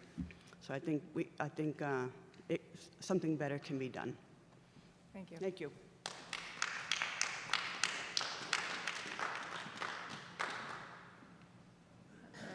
So we had a lot to digest from the developer side, a lot of good public comments.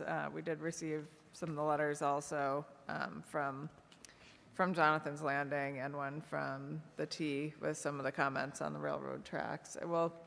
We've taken a look at that. I will turn it over now to members' questions also, and then have the developer have a chance to respond to anything, other questions raised here tonight by people in the audience. With that, I'm going to turn it right over to you, Member McCamey. Okay. Thank you. In terms of the Plain Street entrance, there's a number of vehicles that are going in there now in the DMV.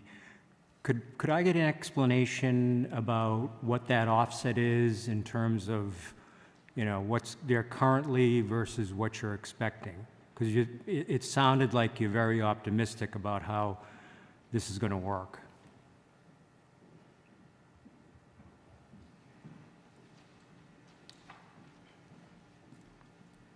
Yes. As a point of context, the peer reviewer had also wanted to understand when we quantify the existing traffic for the site, whether or not there was some level of cut through, if you will, from Mahar to Plain and vice versa. We actually have video, so the way that we collect data is using video-based methods, so we're able to go back to the video and actually trace vehicles from point A to point B and vice versa. And while I'm not dismissing that there is an occasional vehicle that might choose to do that, over the course of the peak hour that we're referring to in the report, which is subject to peer review, there were between 1 and 3 total vehicles that actually did that.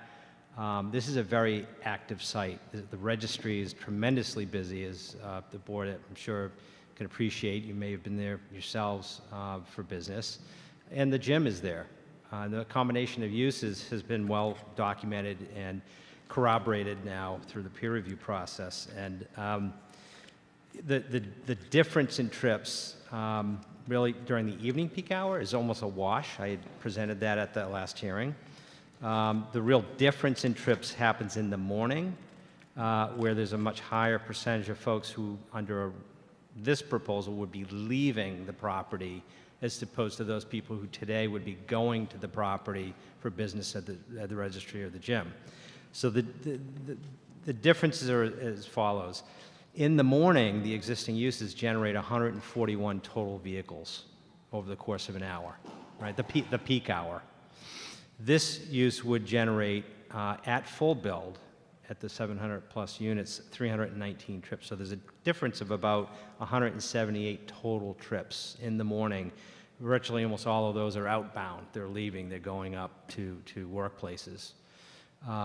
In the evening, today, the uses on the site generate 271 vehicle trips. It's very busy. 294 vehicle trips will be generated by the full build development, so there will actually be a net increase or difference of about 23 vehicles over the course of that peak hour. So it's literally a wash, if you will, for the evening. Over the course of an entire day, because we have that data as well, we're within 10 vehicle trips of what's currently actively being used on the property. So there's very little difference over the course of a 24-hour period. The real difference is the impact that would be sustained in the morning as an outbound movement. I mentioned this before, that outbound movement, you'll have an option to either go through South Braintree Square or John Mahar Highway. We've done modeling that would indicate that a higher percentage of folks would be inclined to use John Mahar Highway. Of that 178 total vehicle trips, about 50 of them would be using South Braintree Square, and the balance of them would be using principally the John Mahar Highway. We did a sensitivity analysis to include routing through Washington Street to Franklin, through 5 Corners, and eventually to 93. That is not an ideal route. I think folks who live here probably understand that. 5 Corners is not easy to get through. If you do modeling using Waze or GPS scenario testing, it doesn't send you that way. It sends you up through either the square or John Mahar Highway.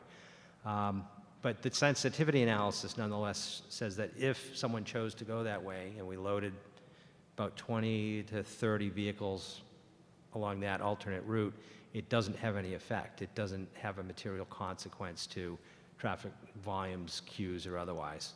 So again... So I have 2 follow-on questions. Yes. Let's take the morning peak hour. Yes. Where you say there's more going in today, but later on there's going to be more coming out. So in traffic management, which is worse, going in or coming out? It would seem to me that coming out is worse. Well, I think certainly if you're going in the direction of commuter patterns, the higher volume direction, that would be northbound on Mahar, as folks are trying to get to Route 3, 93 to employment centers. Yeah, but I'm talking about the Plain Street. You're going to have the single entrance and egress. I see, sure. So which is worse, people going to the DMV and gym, or this 150 more cars eventually going to be coming out? And secondly, related to that is not only are they going to be coming out, they're going to be taking a left, right? Yeah. As opposed to a right. So that seems to me to be bad on bad on bad.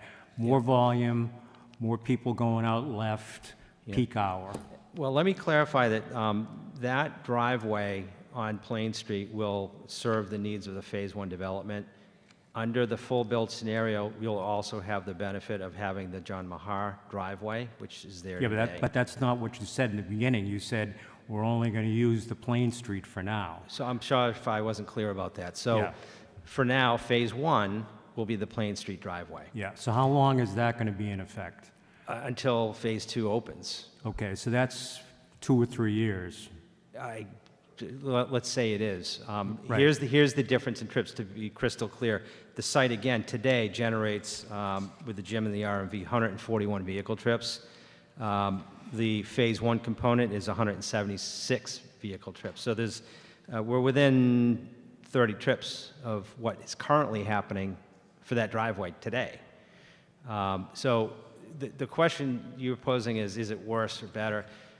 That's the reason that we do analysis, a capacity analysis, a queue analysis, is to understand the amount of delay and queues that might be generated under that scenario, which we've presented in the traffic report. And what it shows is that the typical queues on the driveway under Phase 1 leaving the site, including the left turns, is measured at between 2 and 3 cars. It's not extensive. And the delays associated with that are level of service B or better. It's not a driveway that will sustain congestion. It is not a driveway location under Phase 1 that will have long queues associated with it. And it's also going to benefit by relocating from its current location 200 feet further from the signal. Today, that driveway is only 230 feet from the stop line. Oh, okay, so it's going to be moved back 200 Further, feet. yeah. It's going to be over 400 feet away. Okay. So what's being proposed is actually going to enhance the operation of where the signal is. That signal will be retimed. Yeah. Will reduce the potential for any queue influence from the signal, and will not introduce a driveway that has so-called congestion. Okay. I'd use enhance, and my opinion is let's wait and see how it works.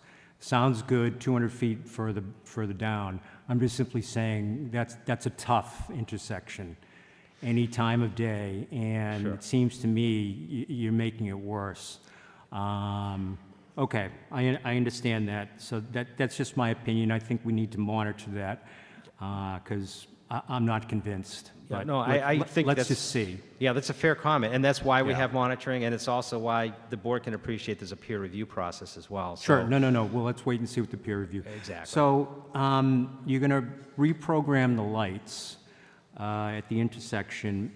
What other mitigation actions are you taking besides just simply that one? So the relocation of the driveways in and of themselves are mitigation elements. I understand they serve the needs of the property, but they're being enhanced significantly from what currently exists, right? So we're taking the Plain Street driveway, putting it further away, making it ADA compliant and functional, and we're doing the same for the John Mahar driveway. Beyond that, pedestrians are an important feature here. So we want to provide a new pedestrian crossing at the driveway that doesn't exist today. If you wanted to walk from any of the homes on the north side of Plain Street to the south side of Plain Street or point south, there's no crossing. There's no crossing near the tracks or any other location along that stretch of Plain Street. So adding that pedestrian crossing will benefit the needs of this property as well as the existing residents along that edge. In addition, general improvements to the sidewalk elements, which are, as we've inventoried them all the way from South Braintree Square to the site along Plain and up Mahar to Jonathan's Landing, that's a lot of sidewalk. So the inventory indicates the need for selective improvements and repairs along that entire stretch, right? That's a component of mitigation that is in the best interests of both the community and the developer, and that will be a component of the mitigation. What I meant was, are there going to be any other signal improvements? What are you going to do traffic calming on John Mahar? Sure.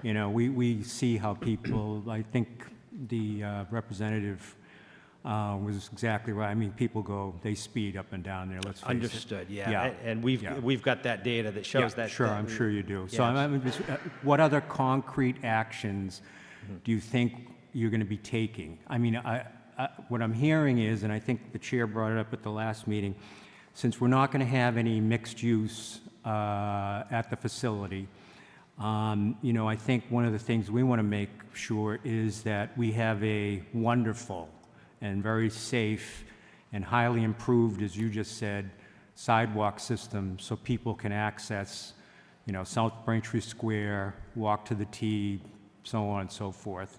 So that's kind of what you're saying to us. We're gonna make this a great walking area for all the residents and fix everything. And to be clear, we're not reconstructing the entirety of the system. No, I understand that. Right, but we have a vested interest in making sure that it's safe, comfortable, and attractive to walk, absolutely. Okay, we're setting a high expectation here, and I think that's the residents and the board has expressed that.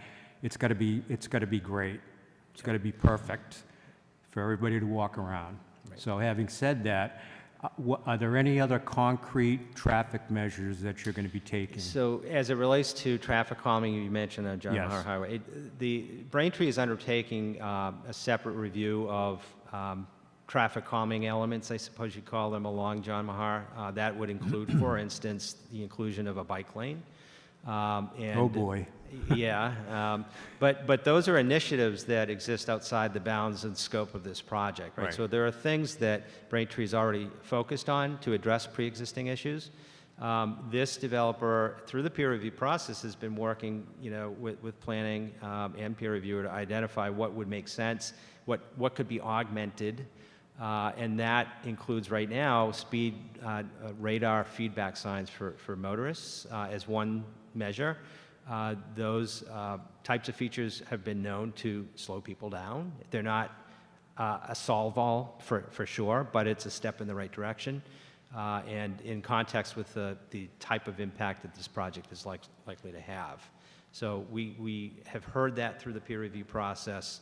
We're open to other suggestions, certainly, but that one makes a lot of sense and is doable, is also within the scope and context of the project. So traffic calming, that's an example. Okay. Yeah, and then of course there's TDM generally, Transportation Demand Management, TDM, which I mentioned earlier.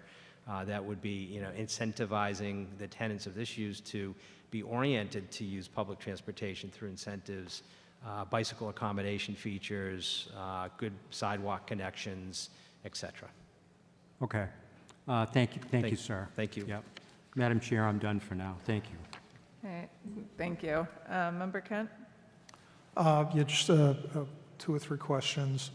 I guess the plan developed for the 752 units in 2 phases, was that done before the approval of the 350 units down the street and at the plaza? And how does that figure into the plan, the development plan? Is phase 2 sort of wait and see, or is there a, what's the economics around the competition of these 2 complexes will be coming on pretty much at the same time, I think?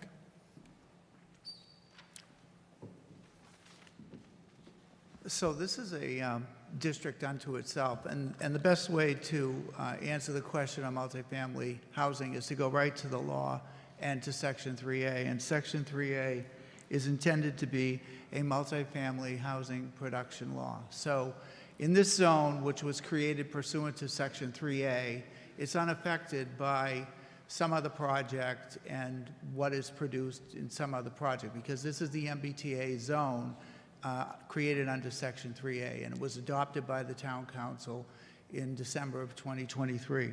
And Section 3A, to begin with, says that you need to create a zone of reasonable size in which multifamily housing is permitted as of right. So for all of the comments and speculation that, something other than multifamily, this is a housing law, this is a housing district. Section 616 of our ordinance, which was passed by the Town Council in December of 2023, was intended to create a multifamily housing district by right. And that's what we have. And that's what this project is. That's what this development is. I think as an MBTA rapid transit community, Braintree, having a red line stop, also having commuter rail, we were required to produce something like 3,679 units under the law.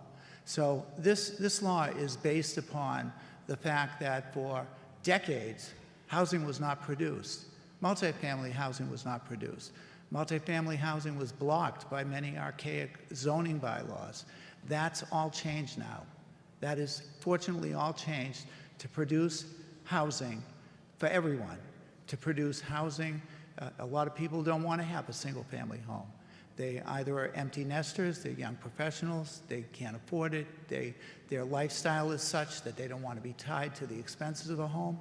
That's the way people are living today. So this also has a 10% affordable component, which means that people can qualify for the 10% units who make 80% or less of the average median income.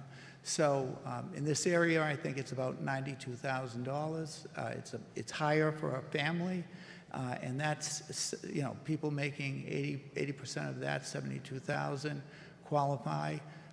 Those are nurses, teachers, first year, even attorneys, police officers. So a lot of people, hardworking people within that category that are going to be served by this development. On the question of, so I hope that answers your question in terms of what this district is, this Red Line South District, and the fact that this is a multifamily zone. In terms of some of the other things that we heard about mixed use, you know, again, the regulations, and I'm reading directly from the Executive Office of Housing and Livable Communities. And first of all, Trammell Crow builds housing. That's what they do. Secondly, some of the places that have been mentioned that, you know, a mixture of commercial uses, South Shore Plaza is 100 acres. Hanover Crossing is 100 acres. This is a 30-acre residential campus intended to be zoned for the production of housing, multifamily housing.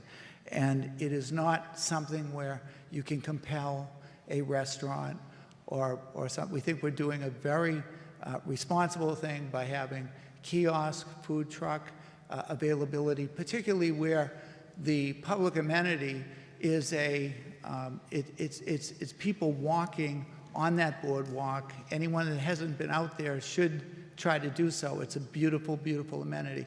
As was clarified by the chair the last time, it's not owned by the town.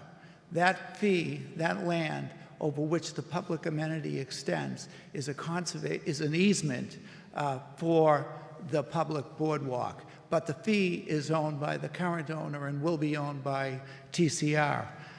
With respect to a question that came up about maintenance, this is the Conservation and Recreation Easement document. And it talks about, in paragraph 10, in consideration of the grant of easements, the town agrees that the town shall be solely responsible for and perform the following construction, repair, maintenance, replacement, and compliance obligations. And it's entitled Town Maintenance Obligations. So there are town maintenance obligations. I don't think we need to go into that in detail, but it is not on the landowner per se for that boardwalk, which is an amazing and beautiful public amenity. Some of the other comments that were made, you know, first of all, if you look at even Union Point and the residential down there, I think there's been a coffee shop from time to time. You have to sell the populace of the residential community 2 or 3 times over to even pay your rent. When we did landing apartments, 172 units in the landing, the apartments were rented quickly. The 14,000 or 12,000 square feet of retail took 4 years to occupy. And that's That's a phenomenon of online purchasing, the way people's purchasing habits are today, that you need to have a service business that's going to occupy some of that commercial space. So the commercial is very hard to fill, and it would challenge anyone, particularly with the lack of view corridors. You've seen the oblique location and geography of Hancock Street as it relates to this site. You have a site that is surrounded on two sides, like an arrowhead, by two commuter rail lines. Then you get a river right through it. That's a difficult site to work with, which is why we're fortunate to have Trammell Crow be able to propose what they're proposing. But there's no view corridor from Hancock Street to say, hey, there's a restaurant in there, or, you know, let's go do something. We want to support the local businesses. We want to create the pedestrian connectivity that we're doing with the sidewalk repairs that Bob talked about, with the types of things that we're talking about to connect people and connect this community, this by right community, to the local businesses, to existing businesses on Hancock Street, Pearl Street, all throughout that area which has existing businesses. So, and I also want to just comment on some of the comments that were speculated. There was speculation about how the town is going to lose money. The town's not going to lose money. The town's going to make money. The town is going to make significant money on a $230 million plus investment that may be assessed, according to the fiscal report, at about $300 million. That, according to the net calculations, there's about $3 million gross in taxes. And when you take away school-aged children, police, fire, other municipal services, by the way, they take care of their own drives. They take care of their own repairs and maintenance. They take care of their own trash collection. They take care of their own snow plowing. No municipal services in that regard. So, but when you take away what municipal services there are, it's still 1.2 to 1.9 million net revenue each year. Patriot Ledger did an article about a year and a half ago that talked about the top three out of 5 taxpayers in the town. Of course, South Shore Plaza is the #1 taxpayer, but 3 out of the top 5 were apartment homes, apartment developments built within the last 20 years, highest taxpayers in this town. So the tax revenue is significant. It's the subject of the fiscal report, not speculation like you heard. By the way, we're down 10%, 10.6% on school-aged children. In 2017-18, we had 5828 students, total enrollment, 24-25, 5209. A disparity down 619 students, down 10.6%. So all that's been calculated. This is an expert team who have licenses and credibility and reputations, all of whom have put together their reports that are publicly available. But for political candidates to stand up here and speculate or whatever is not appropriate. We've done the work. We've got the reports on file. They're publicly available at the Planning Board's website, and we stand by them. They're being peer reviewed, and this is a good project by a great developer, and it should be approved by the board because it's a by right project. There will, of course, be reasonable conditions, and we're working with the town. We should all be working towards the goal of reasonable conditions for a by right development, a by right residential development, which has 58% open space. I read a letter that said not enough open space. Are you kidding me? The requirement is 30%. 58% is almost twice as much open space with a public amenity running right through it, a beautiful river, a beautiful fish ladder, everything that public money has been spent to create and which will remain permanent and used by the public. Thank you for that, but my question was, is Trammell Crow comfortable that they can fill the 750 units in the same time frame that they'd projected when there's 350 units being built down the street at the plaza at the same time? Oh, I didn't realize your question was an economic competition scenario.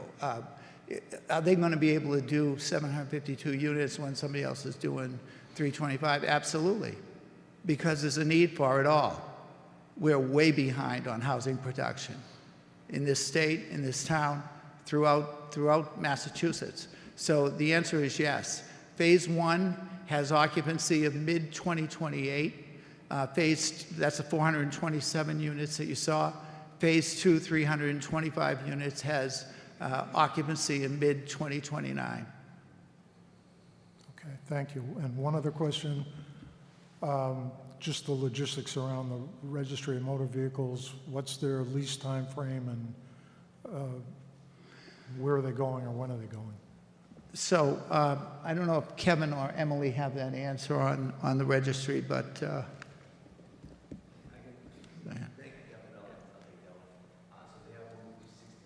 Street, up at the old Mass 60 Columbian Road, at the former Mass lottery site. Okay, so that's within the time frame. Yes, I do not know when they'll be moving out. Maybe Kevin knows that answer, but I know they have signed a lease with the property owner up there, and they have plans to move within, I would say, this calendar year. This calendar year.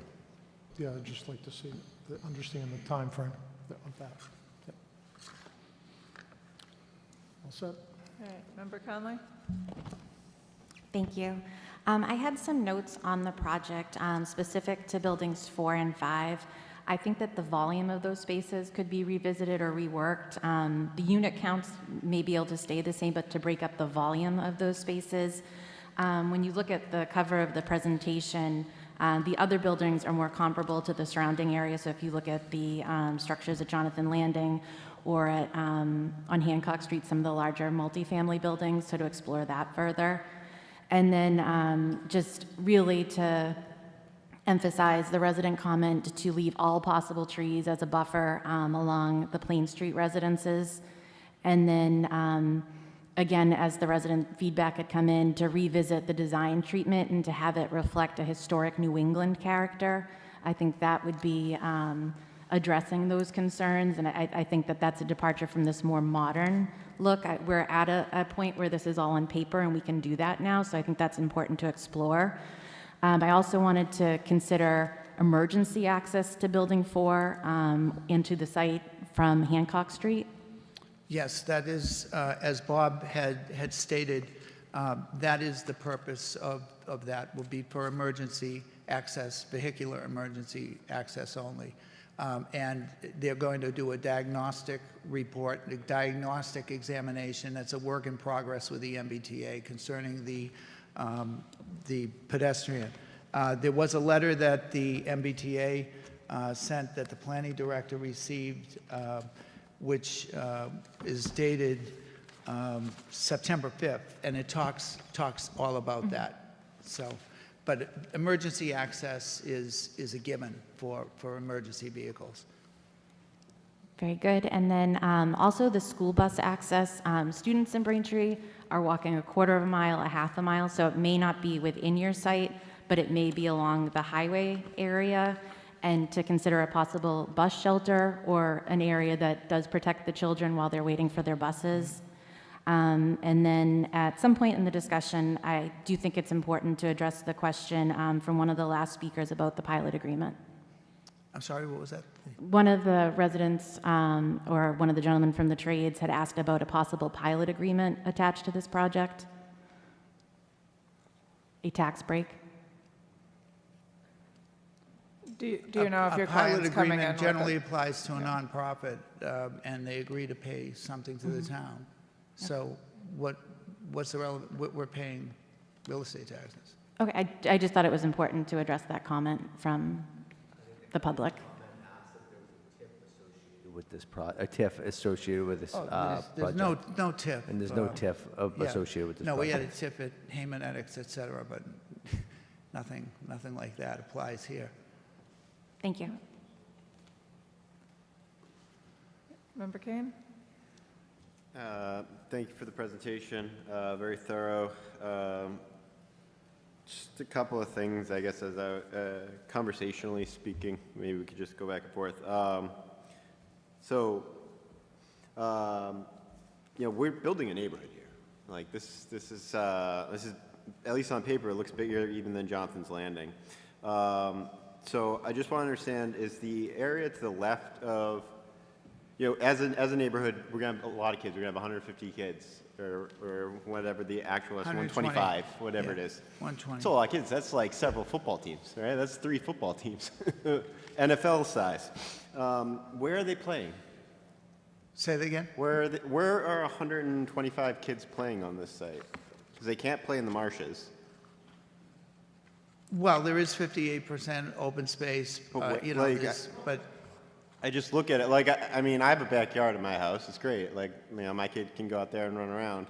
Is the idea, I guess I'm just trying to make sure there's a space where people can go out and run. Is it to the left of building 4 up to the north, that like pathway? Will that have open space for them? There is significant open lawn, open play area, throwing a football, having a pickup baseball game. I mean, there's acres of open space. I see a lot of green on the diagram. It's just, kind of like this is a neighborhood. Dyer Hill has a playground.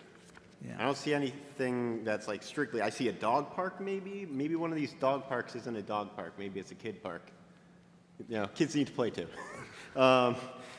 Next thing is, school bus pickups brought up. I think that's an excellent idea about having some sort of coverage. It's winter, it's going to be cold, and you have 5, 6 buildings here where all the kids are going to congregate. I can't imagine school buses driving to all these buildings. So I think it's a great point. Let's have some overhead coverage. Maybe it's not an actual standalone. Maybe it's just, an ease off of the edge of one of these buildings where they can hang out. Cleaning up trash, I know you said municipality-wise, the local area is responsible. The development will take care of trash in the area. But one of the speakers today brought up, what happens when the trash gets in the marsh? Does anybody know who's picking that up? Is that the town, or is that the development? Who's wading through those waters? Yeah, I mean, we can go through the easement in detail. I don't know that it's really productive to do it, but the town does have maintenance obligations as associated with the boardwalk. Okay, just curious. All right. I think one of the speakers brought up bathrooms for the food truck. If we're going to be feeding people and having them sit around, that's a great point. Like, what we should have a contingency is the leasing office going to have a bathroom in the lobby where people can go?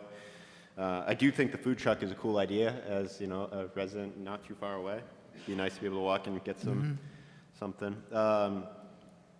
And then I think the Jonathan's Landing folks just wanted some signage improvements and maybe some speed stuff. So it seems like something we can figure out from a traffic standpoint. All right, I guess the biggest thing though for me is design. I look at this thing and I say, wow, that's 6 boxes. It's almost like a square city. And you look at, we've spent all this time on these beautiful marshes, and I mean, these renderings are gorgeous for the landscape. But then I look behind it and I'm like, oh my gosh, it's just boxes. And I know BH+A, I've worked with BH+A in the past, and I've done some of the developments they talked about today. And man, they do some great work. So I challenge them to come back, if possible, with something that's more in line with other developments we see in that area. So Jonathan's Landing has these gabled roofs. It's the classic New England architecture. Again, great point that was brought up by Jennifer. So I think we want to, see something other than this manufactured box. And maybe they just put the boxes there because we're just trying to maximize space. Let's get a little bit more creative. I mean, even Jefferson at Legacy Place. I grew up a stone's throw from there. Those are kind of nice to look at. They got the gabled roofs. My apologies for not being at the last meeting, but on that meeting, Daryl brought up that there were no condos, and I think Trammell Crowe said they just don't do them because of the global financial crisis, which seemed like I think Mark Moransky, who couldn't be here tonight, he's traveling internationally, but he said they did condos quite a while ago, and they're an apartment developer. a grade A apartment developer. By the way, as a matter of zoning, and it's in, you know, the zoning handbooks, et cetera, form of ownership is not a zoning matter. Multifamily is by right, and apartments are multifamily. So, And I get that. It's just not a product that's being built by this developer, and people pretty much struggled with this property from 1996 when Armstrong left, and I happened to be a young lawyer who represented Armstrong on some things when they left in 1996.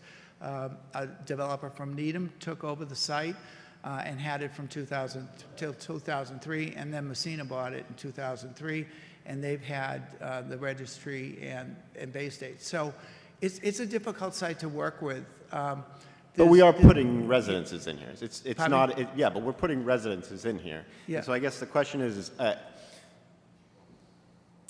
I've done a lot of walking in my neighborhood in the last couple of months. We recently had a child, and so I spend a lot of time in strollers talking to the community members now, and what I'm hearing a lot is it's great that we're getting housing. That housing is needed, you know, as long as we're smart about the housing, but what we're not seeing is condos. We're just not seeing it, and there's frustration from the residences. And so a part of my job as a representative is to raise that point, and you know, it was raised at the last meeting, and essentially the answer was, well, we don't do it because the global financial crisis happened. Well, this is also a once-in-a-generation project in Braintree.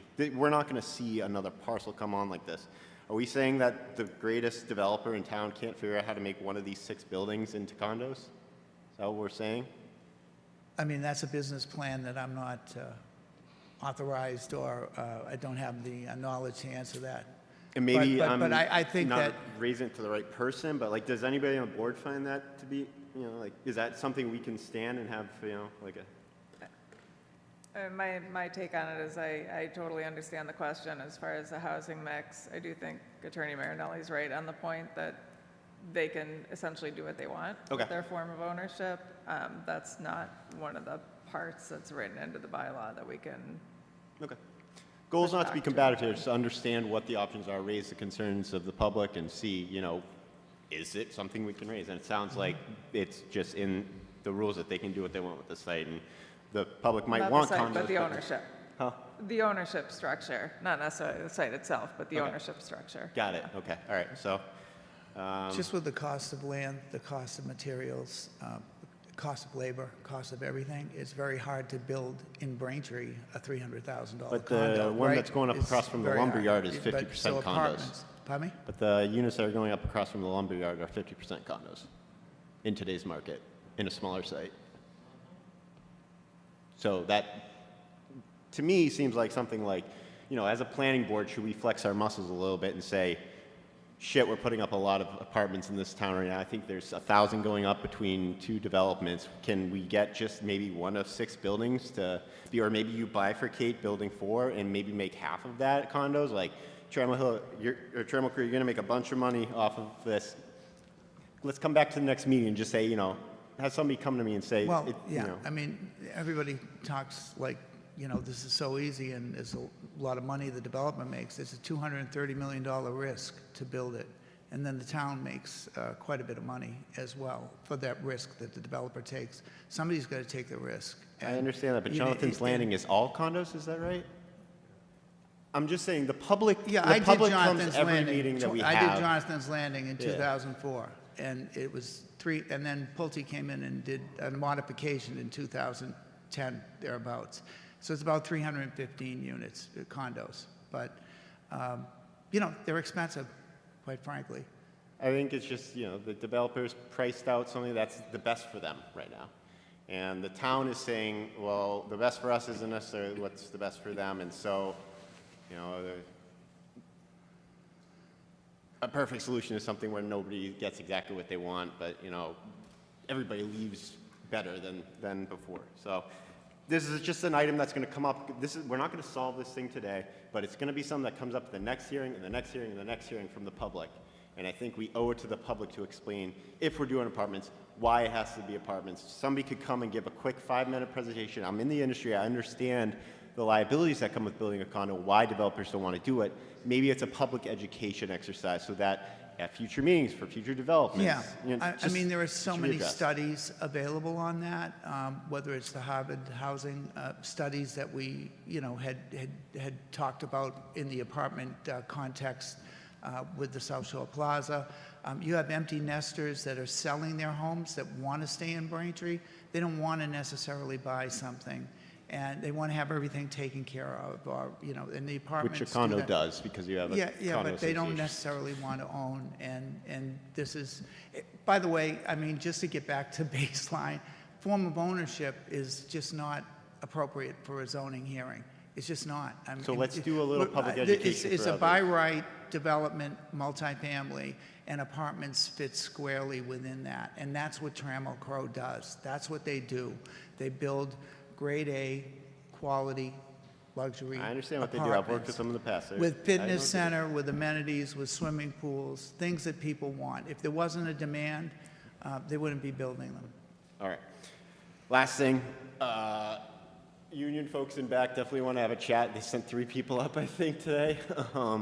I'm pretty sure they're going to corner you in the parking lot if you don't talk to them. So that's it for me. Thank you for your time.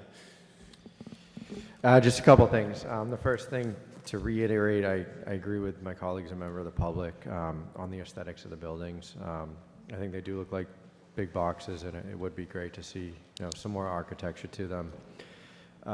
Thinking about the number of school-age children, could you remind us how many 1-bed, 2-bed, 3-bed units there are?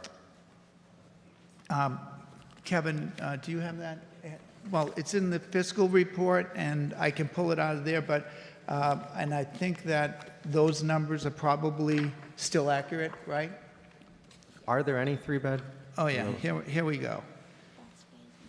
So on phase one, there are 22 studios. There's 183 one-bedrooms, 198 two-bedrooms, and 24 three-bedrooms. So that totals the 427 for phase one.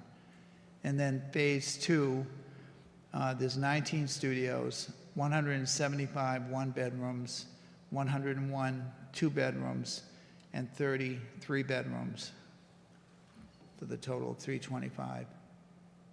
Got it. Thank you. The gentleman from Jonathan's Landing, I think, did an excellent job of bringing up many of the issues with John Mahar Highway. I think it would be great to see more incorporation with improvements. It is, it's very dark at night. It's difficult to walk to. Again, it might be outside of the scope of your project, but many of the other parking lots, there's difficulties getting in and out. Anything to do to incorporate more improvements would be awesome to see. I understand the financial impact of the commercial space that was brought up by a number of people, but if there's any possibility of working something in, I think that everyone would love to see that aspect. Even if it's something minor. And last question is, what's the purpose of phasing the project? Why not get it all over with, the, I guess, nuisance of construction and all that at the same time?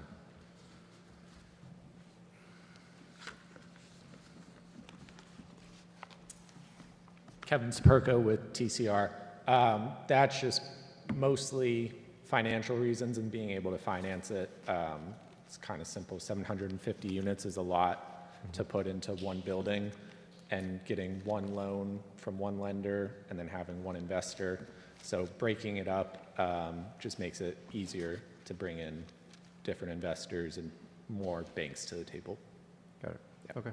Thank you. That's all I have. Thank you. All right. Thank you. And thank you, members, for taking some of my list off my hands, so I appreciate that. So when we went into tonight, I thought we were talking more about the traffic and wasn't totally expecting the full update of the site plan and some of the other aspects of it. But I will say I was pretty disappointed that we had a lot of comments, a lot of questions at the last hearing. And the response, as I heard it, was, well, we moved 6 parking spaces or maybe 15. And then we put a crossing on Plain Street. I mean, I do think a lot of the comments are that John Mahar and the pedestrian safety with that. And then the other new information is the Hancock Street being turned into an emergency access only. So part of the feedback that we had with all residents here is, well, we're going to direct these residents out to the existing Braintree shopping areas. But now the pedestrians have to come out onto Plain Street and then wrap themselves all the way around the project to get out. At least, as I understand it, during phase one, maybe the construction access on John Mahar allows a pedestrian access during that point. That wasn't really clarified. But it really, particularly with Hancock Street, if it turns out that that's emergency access only with respect to cars and pedestrians, and I understand the feedback that you're fighting back on that, but for purposes of now, that's the way that we're looking at this, is that is not a pedestrian access. It's a really long walk to get to South Braintree Square all of a sudden. You know, going all the way around the project is a lot different.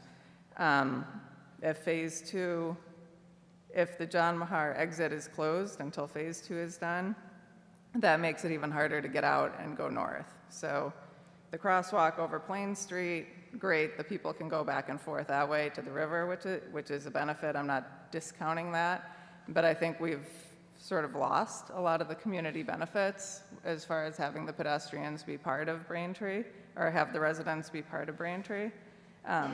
So I'm a little bit disappointed with the way that turned out. I was expecting some feedback on the commercial use. I understand first floor retail on these multi-tenant buildings, that they don't work. They haven't worked. Weymouth got rid of them because they just didn't work. But there are enough spaces in the site where you have frontage on roads and you have access. And I think we deserve a better answer than there's a food truck area out front. I think to some of the comments here tonight, we haven't heard the details of what that looks like. There is an easement agreement where the town of Braintree has the maintenance for the walking path. I don't think that was ever anticipated, that there might be a food truck where people are going to walk away with their food and their beverages and maybe go down the path, and now there's a lot more trash.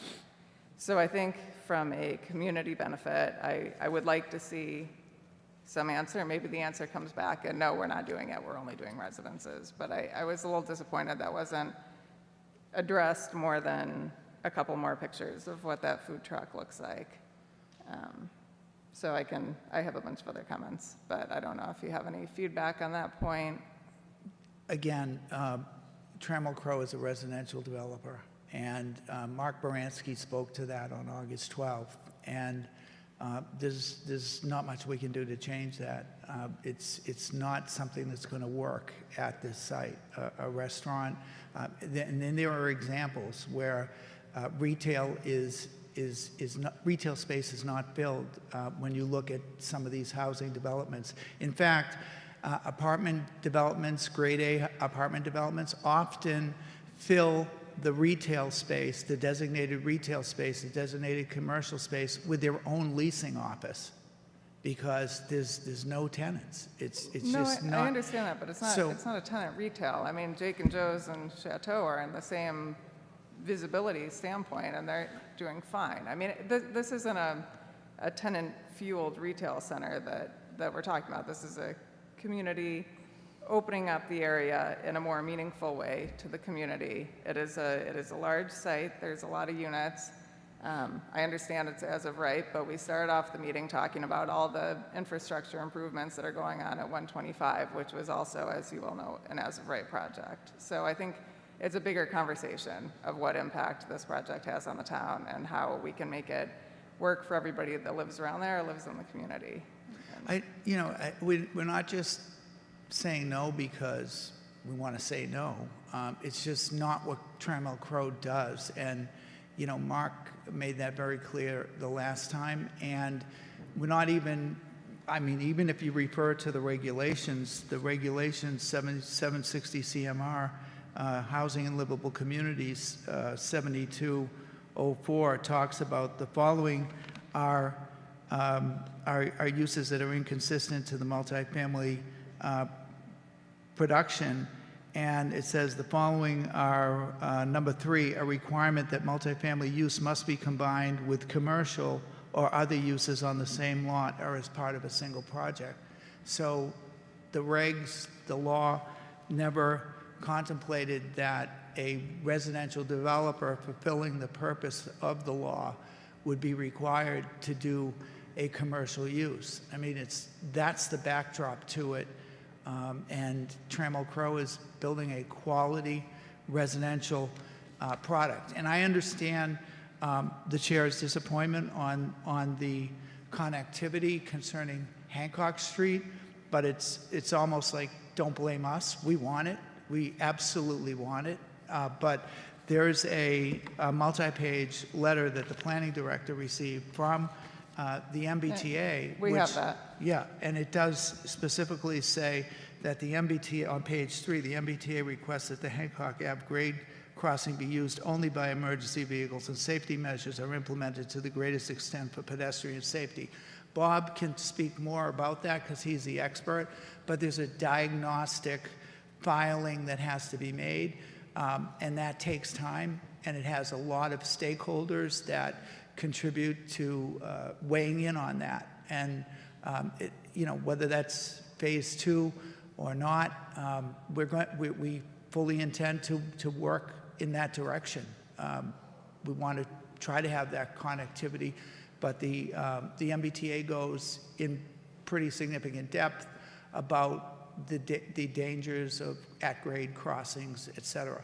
So that's the backdrop and the context to it. And look, I live right up a Middle Street.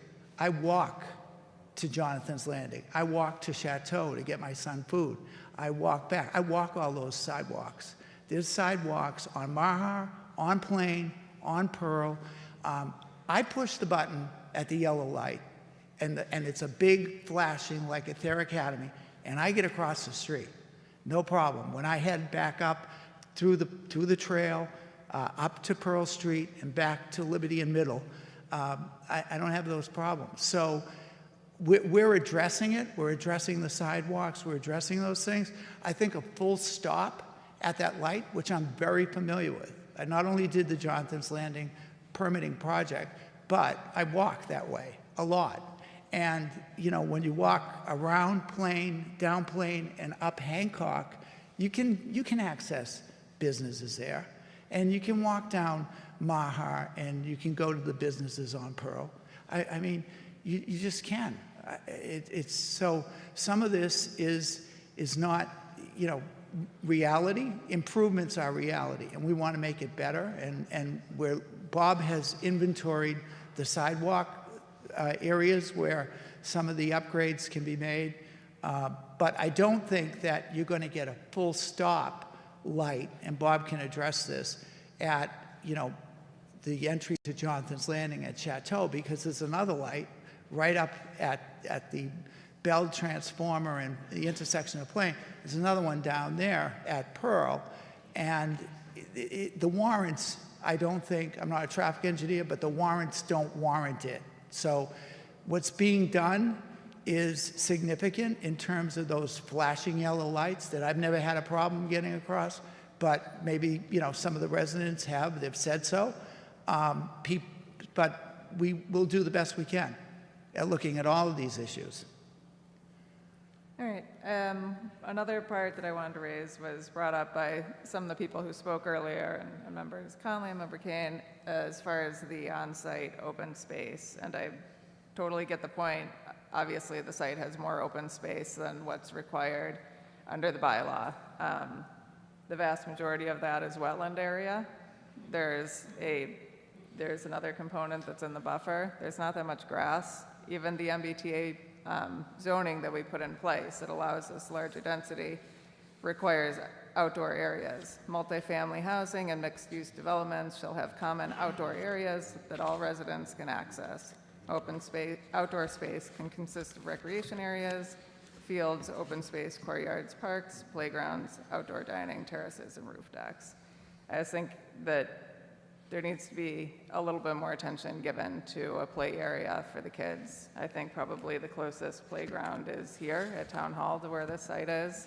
and it gets further not being able to get out to Hancock Street. You know, looking through some of the pictures of the architecture, you see the kids walking across in the renderings, and there really does not appear to be that much room for them. I echo the comments for some sort of information on what the bus plan is as far as getting the kids out of there. And just what that looks like.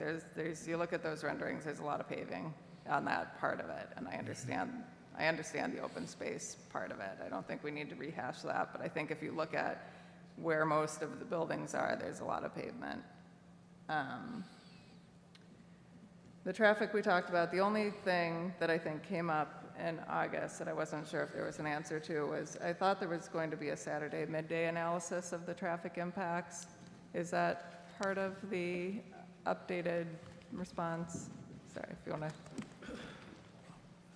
Thank you. No, none of the residential filings that have occurred in Braintree have included the Saturday midday for the following reason that the highest combination of traffic impact for a residential use is going to be weekdays during these commuter periods. You know, there's no underlying need to study a lower volume condition that does occur on a Saturday. You know, we'll work with the peer reviewer to provide a formal response to that, but the assessment that has been submitted is representative of what's typically provided for residential use during a weekday period. It's just simply representing the highest combined traffic flow conditions that you could analyze. And so there's really no warrant to do the Saturday midday. It would show a better operation than what we've already presented in the studies. Okay, thank you. And then just the other thing that sort of relates to the internal and the kids is just the next meeting. If we can get some information on the internal traffic controls that are planned, if any, there also, and what that looks like. Yeah, particularly with the bridge being the only access now for the 108 units in Building 4. I think that part is important too. I think that's all that I have on my list. Is there any other director, assistant director, members, any other questions? Thank you. All right. And I know the gentleman in the back from the union had wanted an answer as to whether your client would be willing to meet with them. And so I mean, I'm a zoning attorney. I'm not I involved with understand. construction, as you know. But yeah, Kevin will answer. I will speak with them right when this ends. Okay. All right. Thank you.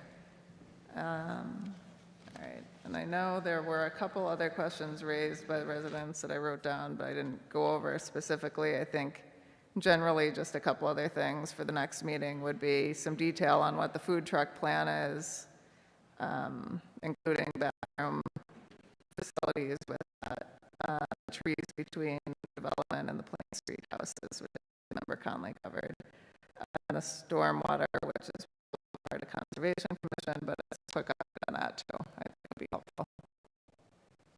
All right, so I think with that, looking for a motion to continue to October 14th. Motion by Member King. Do we have a second? Second. Second by Member Conley. All those in favor? Aye. All right, thank you. It's looking for a motion to close the hearing. Moved. Motion by Member Kane. Do we have a second? Second. Second by Member Conley. All those in favor? Aye. Aye.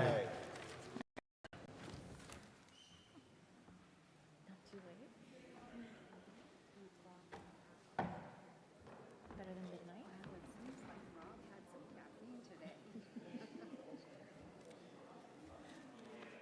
Did you see what's in your desk?